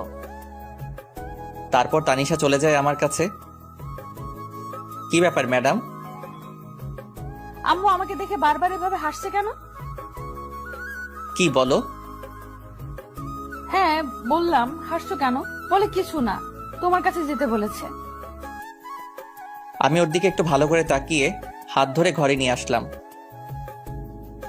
কি হলো, এইভাবে নিয়ে আসলে কেন? এই দেখো। আমি আয়নার কাছে ওকে দাঁড় করিয়ে গলায় আর ঘাড়ে দেখালাম। ও আল্লাহ, এসব দাগ! তুমি এসব না দেখে গিয়েছিলে কেন? আমি বুঝি নাই। সরি, কাল রাত হয়তো অনেক ব্যথা লেগেছে তোমার। আমার এমন করা ঠিক হয়নি। তোমার ভালোবাসার কাছে কখন যে ব্যথা লেগেছে বুঝতেই পারি নাই। আমি সকালে নাস্তা করে অফিসে চলে গেলাম। আজকে প্রথম দিন, তাই লেট করলাম না। আমি অফিসে চলে আসায় তানিশার ভালো লাগছিল না, তাই ও চুটকির কাছে যায়। কি ব্যাপার ভাবি, আজকে তুমি এত সকালে উঠেছো? রোজই তো উঠি। আমি তো ভাবছি আজকে সারাদিন ঘুমাবে। কেন? কালকে রাতে এত কিছু করলাম তোমাদের জন্য, আমি তো ভাবছি আজকে সারাদিন তুমি ঘুমাবে। কি তার মানে তুই ঘরটা সাজাইছিলি? জি, আর আমি জানতাম তোমাকে ভাই সারপ্রাইজ দিবে। আগে থেকে সব জানতি, আমাকে বললি না? শয়তাননি। বললে ভাই আর কি হতো, আমার ভাই আমার কিউট ভাবিটাকে কত ভালোবাসে। তোরা দুই ভাই বোন আস্ত বদের হাড্ডি। আমার কিউট ভাবি। কি ব্যাপার, এত তেল মারছিস কেন? কিছু না। দুপুরের দিকে ভাবলাম তানিশাকে একটা ফোন দেই, খেয়েছে কিনা, কিন্তু পরক্ষণে মনে হলো আমার ফোন তো বিনা আন্দোলনে শহীদ হয়েছে। ফোনটা আর দেওয়া হলো না। ভাবলাম তানিশার হাতের ফোনটা নষ্ট, একটা কিনে দিতে হবে। বিকেলে বাড়িতে আসার সময় তানিশার জন্য আইসক্রিম আর চুটকির জন্য চকলেট নিয়ে আসলাম। দরজায় কলিং বেল দিতেই তানিশা এসে দরজা খুলে দিল। আইসক্রিমটা ওর হাতে দিলাম আর চকলেট চুটকিকে দেওয়ার জন্য বললাম। রাতে খাবার খেয়ে রুমে এসে বসে আছি, দেখি একটু পর তানিশা আসলো। এসে আমার পাশে বসলো। আমি ওর কাঁধে হাত রাখতেই সরিয়ে দিল, আবার হাত দিতে আবারও সরিয়ে দিল। কি ব্যাপার ম্যাডাম, আজকে এত রেগে আছেন যে? কালকে সব প্ল্যান চুটকি জানতো, তাই না? না মানে হ্যাঁ, ভয়ে। পিচ্চি মেয়েটাকে নিজের মতো করে তৈরি করছো? ও পিচ্ছি, এখনই সব বুঝে। তার মানে কিছু না বাবু। এই একদম আমাকে বাবু বলবি না, আমি কারো বাবু নয়। আরে সোনা, রাগ করছো কেন? নিজের করে পেতে একটু হেল্প করছে। এবার একটু কাছে আসো, আদর করি বলে জড়িয়ে ধরে কিস দিলাম। এবার হয়েছে তো, ছাড়ো আমায়, এখনো মন ভরে নাই। মন ভরে নাই, আরেকটা দিলে ভালো হতো। একটা কেন, 1000টা দিবা, তবে একটা শর্ত আছে, সেটা মানতে হবে। আগে বলো রাখবে, আমার কথা ঠান্ডা মাথায় জবাব দিবে। দিব, বলো। অফিসে কি কোনো মেয়ে আছে? তাদের সাথে কি তুমি কথা বলো? তানিশা কথা শুনে রাহি তো রাগে আগুন, কিন্তু কথা দেওয়ার কারণে ঠান্ডা মাথায় জবাব দিল, দেখো, অফিসে মেয়ে মানুষ থাকবে এটা স্বাভাবিক, কিন্তু তাদের সাথে প্রয়োজন ছাড়া কথা বলি না। তাদের সাথে কি হেসে হেসে কথা বলো? যদি বলো এখন থেকে আর বলবে না, কেমন? ঠিক আছে, কিন্তু তারা যদি বলে? বলবে এসব ঠিক নয়, আর বেশি বললে বলবে বউ বারণ করছে। কিন্তু অফিসে সবাই তো জানে আমি এখনো বিয়ে করিনি। কি? ওই হারামজাদা, তুই আমাকে বিয়ে করিস নাই, আদর করিস নাই, তারপরও কেন বলিস নাই তোর বিয়ে হয়েছে? এখন বুঝেছি, আমায় রেখে তুই অন্য মেয়েদের সাথে প্রেম করে বেড়াস। ছি ছি, তুই এত খারাপ। আরে কি বলো, কার সাথে প্রেম করতে যাব? আর কেনই বা করব, ঘরে এত সুন্দর বউ থাকতে। তুমি সত্যি অন্য মেয়েদের সাথে প্রেম করো না? না রে বাবা, সত্যি কারোর সাথে প্রেম করি না। আর তুমি এতদিনে এই চিনলে আমাকে? কাল অফিসে গিয়ে সবাইকে বলে দিবে তোমার বিয়ে হয়েছে। আর যদি না বলো তাহলে তোমার সাথে কখনো কথা বলবো না, তোমাকে আদর করব না, বলে দিলাম কিন্তু। বলবো। এই তো আমার লক্ষ্মী জামাই। সকালে। এই তুমি ওঠো, সকাল হয়েছে, অফিসে যেতে হবে না? উঠছি। উঠছি মানে? তাড়াতাড়ি ওঠো, না হলে পানি ঢেলে দিব। এই যে উঠে পড়েছি, আর আমি আগেই টের পেয়েছি, কিন্তু ইচ্ছে করে উঠিনি। কেন কেন? দেখলাম আমার বউটা ঠিকঠাক কাজ করতে পারে কিনা। ভালো করেছেন জনাব, এখন গিয়ে ফ্রেশ হয়ে নিন, আমি নাস্তা রেডি করছি। আমি ফ্রেশ হয়ে নাস্তা করে নিলাম। এই যে কাল কি বলেছিলাম সব মনে আছে তো? সব মনে আছে। আরেকটি কথা মনে করেও করতে পারছি না, মনে মনে ভাবছি। কি হলো, এইভাবে দাঁড়িয়ে আছো যে? অফিস যাবে না? তো কি করব, তুমি যেতে দিলে কই? আমি আবার কি করলাম? তোমাকে টেনে ধরেছি নাকি? ধরেছে, ওই তো এখন একটা কিস দিয়েছো না বলেছো? ও আমি তো ভুলেই গেছিলাম, তার জন্য বুঝি আমার বরটা রাগ করে দাঁড়িয়ে আছে। দাঁড়াও দিচ্ছি। কিন্তু এখন আর রাগ হচ্ছে না। আমি তানিশার কাছে থেকে বিদায় নিয়ে অফিসে চলে এলাম। আজ একটু খুশি খুশি লাগছে। তানিশার কথা ভাবছিলাম, হঠাৎ কারো আসার শব্দ শুনে আমি চমকে উঠলাম। স্যার, এসে বিরক্ত করলাম না তো? না, কি জন্য এসেছেন বলুন। এমনি এসেছি স্যার, আসলে আজকে আপনাকে অন্যরকম লাগছে। ও আচ্ছা, না আমি ঠিক আছি, আপনি এবার আসুন। Okay sir. তখন পি আসলো। স্যার, একটু পর একটা মিটিং আছে, আপনাকে থাকতে হবে, না হলে অনেক বড় সমস্যা হবে। এখন তো আমি চলে যাব, আপনারা সবাই থাকুন। না স্যার, আপনাকে থাকতেই হবে। কিন্তু আমি তো। না স্যার, আপনাকে থাকতেই হবে, অনেক বড় সমস্যা। ঠিক আছে, সবাইকে বসতে বলুন, আমি আসছি। আমার এখন বাড়িতে যাওয়ার সময়, কিন্তু আজ একটা মিটিং থাকার কারণে কোনো উপায় না পেয়ে থাকতে হলো। মিটিংয়ে থাকাটা অনেক বড় জরুরি। মিস্টার রাব্বি, ফাইলগুলো আপনি সব ভালো করে দেখে নিয়েছেন তো? আমি দেখেছি স্যার, আপনি শুধু দেখলেই হবে। আমি ফাইলগুলো দেখছিলাম, তখন আমার ফোনটা বেজে উঠল। একটু ব্যস্ত থাকার কারণে ফোনের দিকে নজর দিলাম না। মিস্টার রাব্বি, সব ঠিক আছে? ওনাদেরকে সামনের সপ্তাহে আসার জন্য আমন্ত্রণ করেন। আমার ফোনটা আবারও বাজতে শুরু করলো। স্যার, আপনার ফোন বাজছে। দেখছি, একটু ওয়েট করেন। আমি সেখান থেকে সরে এসে ফোনটা হাতে নিল। ফোনটা রিসিভ করতেই, কি ব্যাপার, কখন থেকে তোমাকে ফোন করে যাচ্ছি, তুমি ফোন রিসিভ করলে না কেন? আর কোথায় তুমি? অফিসে। আর তোমার বোঝা উচিত হয়তো কোনো কাজে আটকে গিয়েছি, বিধায় ফোনটা রিসিভ করিনি। তারপরেও কেন বিরক্ত করে যাচ্ছ?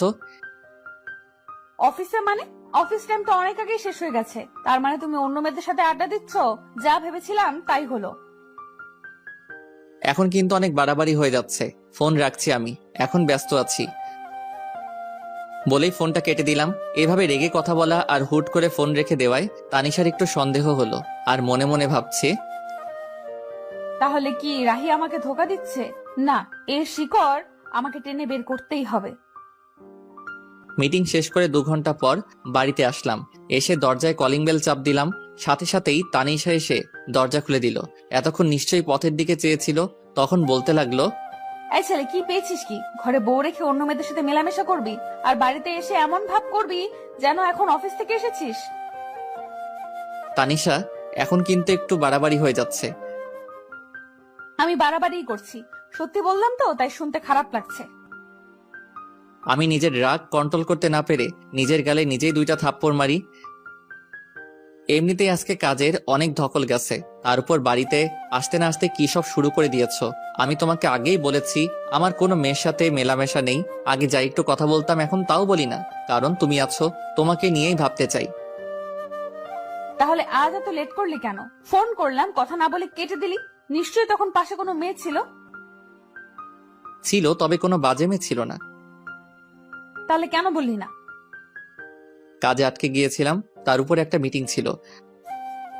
সরি, আগে বলনি কেন? তাহলে তো এত বাজেভাবে বকা দিতাম না। আমার বুকের উপর ঠুস করে মাথা রেখে কথাগুলো বলল। আমাকে বলার সুযোগ দিয়েছো তুমি? সরি বাবা, এবার ফ্রেশ হতে যাও। রাতে খাবার খেয়ে যে যার মতো রুমে চলে গেল। আমি রুমে এসে অভিমান করে বসে আছি। কি হলো, এভাবে মুখ গোমড়া করে বসে আছো কেন? কি হলো আমার পাগলটা? কি হলো, এভাবে মুখ গোমড়া করে বসে আছো কেন? কথা না বললে কিন্তু আমি অন্য রুমে চলে যাব বলে দিলাম। যাও না কেন, আটকে রেখেছে?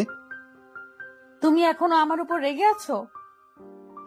এই যে কান ধরছে, আর কখনো এমন হবে না। সরি বাবু। এসব বলে কাজ হবে না, ঘুষ লাগবে। ঘুষ দেওয়া এবং নেওয়া আমি পছন্দ করি না। তানিশা বুঝতে পারছে আমি কিসের নেশায় ধরেছে, তাই একটু দুষ্টুমি করে বলল, তুমি পছন্দ করতে হবে না, আমি পছন্দ করি, তাই আমি ঘুষ নিব। আমি না দিলে তুমি কিভাবে নিবে? না দিলে জোর করে আদায় করে নিব। বলি তানিশার দিকে এগোচ্ছি, আর তানিশা পিছনে যাচ্ছে। একদম কাছে আসবে না, আসলে কি করব? খারাপ হয়ে যাবে কিন্তু। খারাপটাই তো দেখতে চাই। এই বলে আমি তানিশার কাছে গিয়ে গলায় কিস করে আস্তে আস্তে ঘাড়ে চুমু দিচ্ছিলাম। এরপর দুজনের নিঃশ্বাস ঘন হয়ে যায়। এরপর আমি তানিশাকে কোলে করে নিয়ে বিছানায় ফেলে দেই। অনেক খুনসুটি দুষ্টামি করে দুজনেই ঘুমিয়ে পড়ি। আজকে একটু বেলা হয়ে গেছে, কারো ওঠার নামগন্ধ নেই। তখন আম্মু ডাক দিল, কি হয়েছে রাহি? অনেক বেলা হয়ে গেছে, এখনো উঠছিস না? অফিসে দেরি হয়ে যাচ্ছে তো। আম্মু একটু ঘুমাই। আর ঘুমাতে হবে না, আর ঘুমালে তোমার অফিসে যাওয়া হবে না। আচ্ছা, উঠছি। তারপর আমি ফ্রেশ হয়ে নাস্তা করে অফিসে চলে এলাম। দেখি রাব্বি আমার কেবিনে বসে আছে। কি ব্যাপার? কিছু না স্যার, অন্য দিনের তুলনায় আজকে একটু লেট হয়েছে। আচ্ছা যাও, কাজ করো গিয়ে। রাব্বি চলে গেল। আমি কেবিনে বসে কাজ করছিলাম, তখন আমার ফোনটা কান্না করে উঠল। ফোনটা হাতে নিয়ে দেখি অচেনা নম্বর।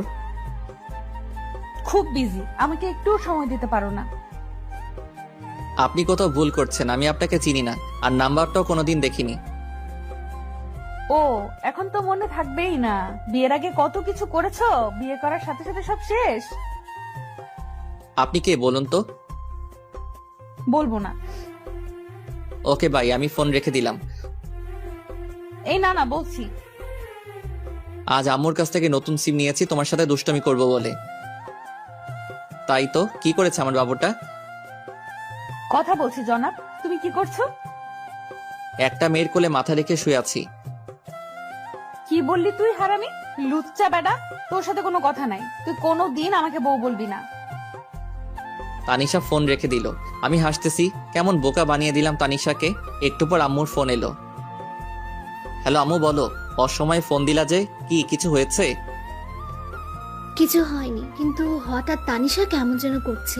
ওর আচরণ আমার মোটেও ভালো লাগছে না। কেন আম্মু, কি হয়েছে? একটু আগে তোর সাথে কথা বললো, তারপর কি হলো না হলো কিছুই জানি না, আর শুধু কান্না করছে আর বলছে আমি এখানে থাকবো না আম্মু, তোমার ছেলে একটু ভালোবাসে না আমায়, আমি চলে যাব। ও এমনি ঠিক হয়ে যাবে আম্মু, তুমি চিন্তা করো না। তুই কি এমন বলেছিস যে এমন আচরণ করছে? আম্মু বাসায় গিয়ে সব বলবো, আর তুমি এসব নিয়ে একটু চিন্তা করো না। ফোন রেখে দেওয়ার পর থেকে কিছুই ভালো লাগছে না। ওর সাথে এমন দুষ্টমি না করলেও পারতাম। মেয়েটা এমন কেন?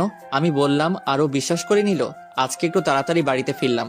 বাড়িতে এসে তানিশাকে কোথাও দেখতে পাচ্ছি না। তানিশার কোনো সারা শব্দ নেই, তাই আম্মুকে বললাম, আম্মু আম্মু। কি হয়েছে? বাড়িতে এসে এভাবে চিল্লাচিল্লি করছিস কেন?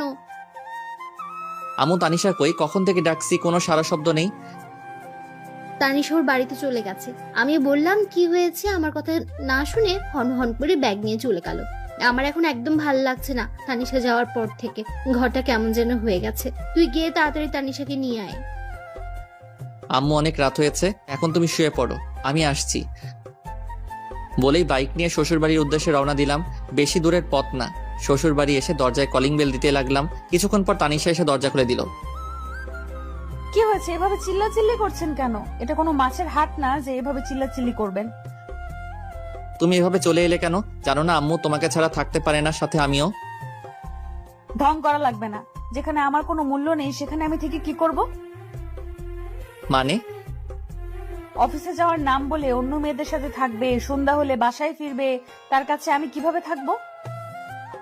তানিশা চোখ মুখ লাল হয়ে আছে, মনে হয় অনেক কান্না করছে। কান্না করারই কথা, যে কথা বলেছি। আরে আমি তো মজা করে বলেছিলাম, আর আমি তো তখন তোমার সাথেই কথা বলছিলাম। বিশ্বাস না হলে অফিসে খোঁজ নিয়ে দেখো। আমি কোনো খোঁজ নিতে যাব না, আমার কোনো দরকার নেই। আপনি এখান থেকে চলে যান। আপনার মতো লোকের সাথে আমি সংসার করব না। বলেই মুখের উপর দরজা লাগিয়ে দিল। কি রে, তোমাদের আবার ঝগড়া হয়েছে? ওই বেটা বদের হাড্ডি সব সময় আমাদের সাথে লেগে থাকে। তবুও তো তোকে অনেক ভালোবাসে। রাগ করে এখন যে এলি, কিভাবে থাকবি এখন? সত্যি তো আম্মু, আমার এখন ভালো লাগছে না। কেন যে ওকে রাগে তাড়িয়ে দিলাম। ওকে ফোন দে। আমি পারবো না আম্মু, তুমি দাও। আমি কেন দিব? তোর জামাই, তুই ফোন দে। তানিশা একটু ভয়ে ভয়ে আমাকে ফোন দিল। হঠাৎ আমার ফোনটা বেজে উঠলো। পকেট থেকে ফোনটা বের করে দেখি তানিশা ফোন দিয়েছে, তাই একটু দেরি না করে ফোন রিসিভ করলাম। হ্যালো তানিশা। কেউ যদি আমাকে ভালোবেসে থাকে তাহলে এসে নিয়ে যেতে পারে। এইটুকু বলেই ফোনটা কেটে দেয়। বুঝতে পারলাম পাগলিটার রাগ কমেছে, তাই দেরি না করে ওকে নিতে চলে এলাম। এসে দেখি ও রেডি। চাচিকে না মানে শাশুড়ি মাকে বলে নিয়ে আসলাম। রাস্তায় আমার সাথে একবারও কথা বলেনি, তাই আমি আগে বলি সরি। তুমি এতটা রাগ করবে বুঝতে পারিনি। আমি তো এমনি মজা করে কথাটা বলেছিলাম। তুমি জানো না আমি তোমাকে কতটা ভালোবাসি। এসব বললে আমার কষ্ট হবে না? সরি, আর কখনো এমন বলবো না। এবার প্লিজ একটু হাসো। হয়েছে? এই তো আমার লক্ষ্মী বউ। বাসায় আসতে আম্মু তানিশাকে দেখে বলতে থাকে, কি রে মা, রাগ করে এভাবে এখান থেকে চলে গিয়েছিলি কেন? জানিস না তোকে ছাড়া এখন এই বাড়িটা ফাঁকা ফাঁকা লাগে। আর যাব না আম্মু, তোমার ছেলেকে বলো আমার সাথে যেন না লাগে। রাহি, তুই সবসময় আমার মেয়েটার পেছনে লেগে থাকিস কেন? তানিশা, তোর সাথে আর এমন করলে আমাকে বলবি, তখন মজা দেখাবো হারামজাদাকে। ওকে। রাতে খাবার খেয়ে ঘুমানোর সময় ঘটলো বিপত্তি। তুই বিছানায় ঘুমাবি না। আজব তো, কেন? আমি বলছি তাই। সব তো ঠিক হয়ে গেল, কিন্তু এখন আমার কি? কিচ্ছু ঠিক হয়নি। আমাকে কষ্ট দেওয়ার ফল। যতদিন না আমি বলবো ততদিন তুই নিচেই ঘুমাবি। এটা কেমন কথা? ওই আমার সোনাটা, বাবুটা। না, তুই একদম এসব বলে ডাকবি না। আমি তোর কেউ না। ও বউ। কে তোর বউ? তুমি আমার কিউট সোনা বউ। আমি তোর বউ না। আমার বর তো খুব ভালো, সে আমাকে অনেক ভালোবাসে, কখনো কষ্ট দেয় না। কিন্তু তুই শুধু আমাকে কষ্ট দিস। ও বউ, ভুল হয়ে গেছে, মাফ করা যায় না? একদম চুপ, তুই আজ থেকে নিচেই ঘুমাবি। তোমার কষ্ট হবে না এতে? আমার কোনো কষ্ট হবে না। ওকে, গুড নাইট। পরের দিন সকালে ঘুম থেকে উঠে দেখি আমি বিছানায়। কি ব্যাপার, আমি এখানে কিভাবে আসলাম? আমি তো ফ্লোরে ঘুমাইছিলাম। নিশ্চয়ই বান্দর নিয়ে এনেছে। থুক্কু তানিশা। মুখের কোণে অজান্তেই হাসি ফুটে উঠলো। পাগলি একটা, নিজেই নিচে ঘুমানোর কথা বললো, আবার নিজেই উপরে নিয়ে আসছে। ও বউ, চুপ। আমার সোনা বউ। সকালে উঠেই বউ বউ করছিস কেন? ও আপু, আপনার এখনো রাগ কমেনি? কি বললি? আমি তোর আপু, তাই না? এইবার তো মনে হয় আমি শেষ। না মানে চাচাতো বোন যখন বউ, তাই তো? একদম চুপ, বেয়াদব। রাগ কেন বাবু? সরি বলছি তো। রাগ তোর সরি, তোর সরির গুষ্টি মারি।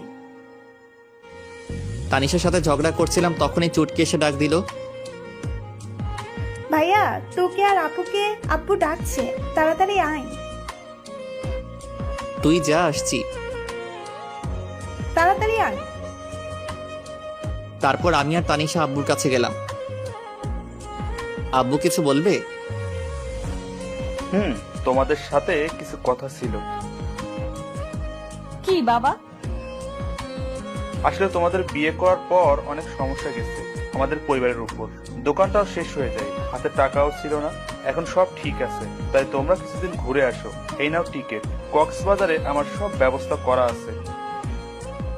আচ্ছা আব্বু, আমি তো মহা খুশি। পরের দিন আমরা কক্সবাজারের উদ্দেশ্যে রওনা দেই। ওখানে পৌঁছাতে অনেক সময় লাগে, তাই আমরা সোজা হোটেলে চলে যাই। তারপর ফ্রেশ হয়ে খাবার খেয়ে রেস্ট নেই, কারণ অনেকটা পথ জার্নি করে এসেছি। পরের দিন ঘুম থেকে উঠে আমি ফ্রেশ হওয়ার জন্য ওয়াশরুমে যাই। গিয়ে দেখি তানিশা গোসল করছে। আমাকে দেখে চিৎকার করে ওঠে। আসার সময় নক করবি তো? আমি কিভাবে জানবো তুমি ভিতরে? আর দরজা নক করো নাই কেন? তুই ঘুমিয়েছিলি তাই নক করি নাই। ও, বের হ এখন। কেন, আমি থাকলে প্রবলেম কি? যেতে বলছি, যা। না, আমি বাথরুমের দরজাটা নক করে ওর দিকে এগিয়ে যাই। তানিশা ভয় পিছনে যেতে থাকে। আমি তানিশার অ্যাক্টিভারের কাছে যেতেও ও চোখ বন্ধ করে নেয়। তারপর আমি চলে আসি। তানিশা হাত ছেড়ে বাঁচলো। এখনো কি আমার উপর অভিমান করে আছো? প্লিজ আমার দূরে দূরে রেখো না, অনেক কষ্ট হচ্ছে আমার। আমি গিয়ে ওর হাত ধরি। প্লিজ তানিশা কিছু না বলে আমাকে জড়িয়ে ধরে। কখনো ছেড়ে যাবি না তো? জীবন থাকতেও না। কখনো যাবে না তো? বাঁচতে হলে একসাথে বাঁচবো, মরতে হলে একসাথে মরবো। প্রমিস? প্রমিস। ওই হুম। আমার না ছোট একটা রাহি লাগবে। তাই? হুম। কিন্তু আমার যে ছোট্ট একটা তানিশা লাগবে। তানিশা লজ্জা পেয়ে আমার বুকে মুখ লুকাই। আমি ওকে কোলে করে নিয়ে বিছানায় ফেলে দেই। ওর ঠোঁটের সাথে আমার ঠোঁট এক করে দেই। তারপর কি হলো সেটাও কি বলতে হবে? আপনাদের কি লজ্জা শরম কিছু নেই? এটা জানার জন্য বসে আছেন? জান মিয়া। 1 বছর পর আমি মাথায় হাত দিয়ে বসেছিলাম, ঠিক তখনই স্যার, আপনার মেয়ে হয়েছে। তানিশা কেমন আছে? ভালো না, শেষবারের মতো দেখে আসেন। কি বলছেন এসব? আমি কেবিনে গিয়ে, এই তানিশা উঠো, দেখো আমাদের মেয়ে হয়েছে, তোমার মতোই মিষ্টি। এই তানিশা দেখো না একবার, প্লিজ একবার কথা বলো। তুমি কিন্তু তোমার প্রমিস ভেঙে ফেলছো। তুমি আমাকে প্রমিস করেছিলে একসাথে বাঁচবো, একসাথে মরবো, কিন্তু তুমি আমাকে আগে রেখে যেতে পারো না। ঠিক আছে, আমিও চলে যাব। তখনই তানিশা আমার হাত ধরে বলে, এই পাগল, তুমি আমাকে ছেড়ে কই যাবে? কোথাও না, আমার পাগলিটাকে বুকে নিয়ে রাখবো। তানিশাকে জড়িয়ে ধরেছিলাম, তখনই আমাদের রাজকন্যা কোথায় দেখি? তানিশা আমাকে ছেড়ে দিয়ে, এখানে আছে আম্মু। সবাই দেখি সরো, আমি বাবুটাকে দেখব। চুটকি বাবুকে দেখে বলতে থাকে, আমি একটু কোলে নেই। তারপর বাবুটাকে কোলে নিয়ে বলে, আপু, বাবুটা একদম দেখতে তোমার মতো কিউট হয়েছে। ওকে আমার কাছে দে, ও আমার মেয়ে। তোর মেয়ে? আমি কি খেয়ে ফেলছি নাকি? এই কথা শুনে সবাই হেসে উঠল। তারপর আমার মিষ্টি মেয়েকে নিয়ে সবাই আনন্দ করলো। সন্ধ্যার সময় আম্মু আব্বু তোমরা বাসায় চলে যাও, আমি তানিশার কাছে আছি। ঠিক আছে, আমরা এখন আসি, কিছুক্ষণ পরে খাবার নিয়ে আসবো। আচ্ছা। তখন তানিশা বলল, রাহি এদিকে এসো। বলুন মহারানী। এখানে এসে বসো। তাহলে তোমার মিষ্টিটা দাও।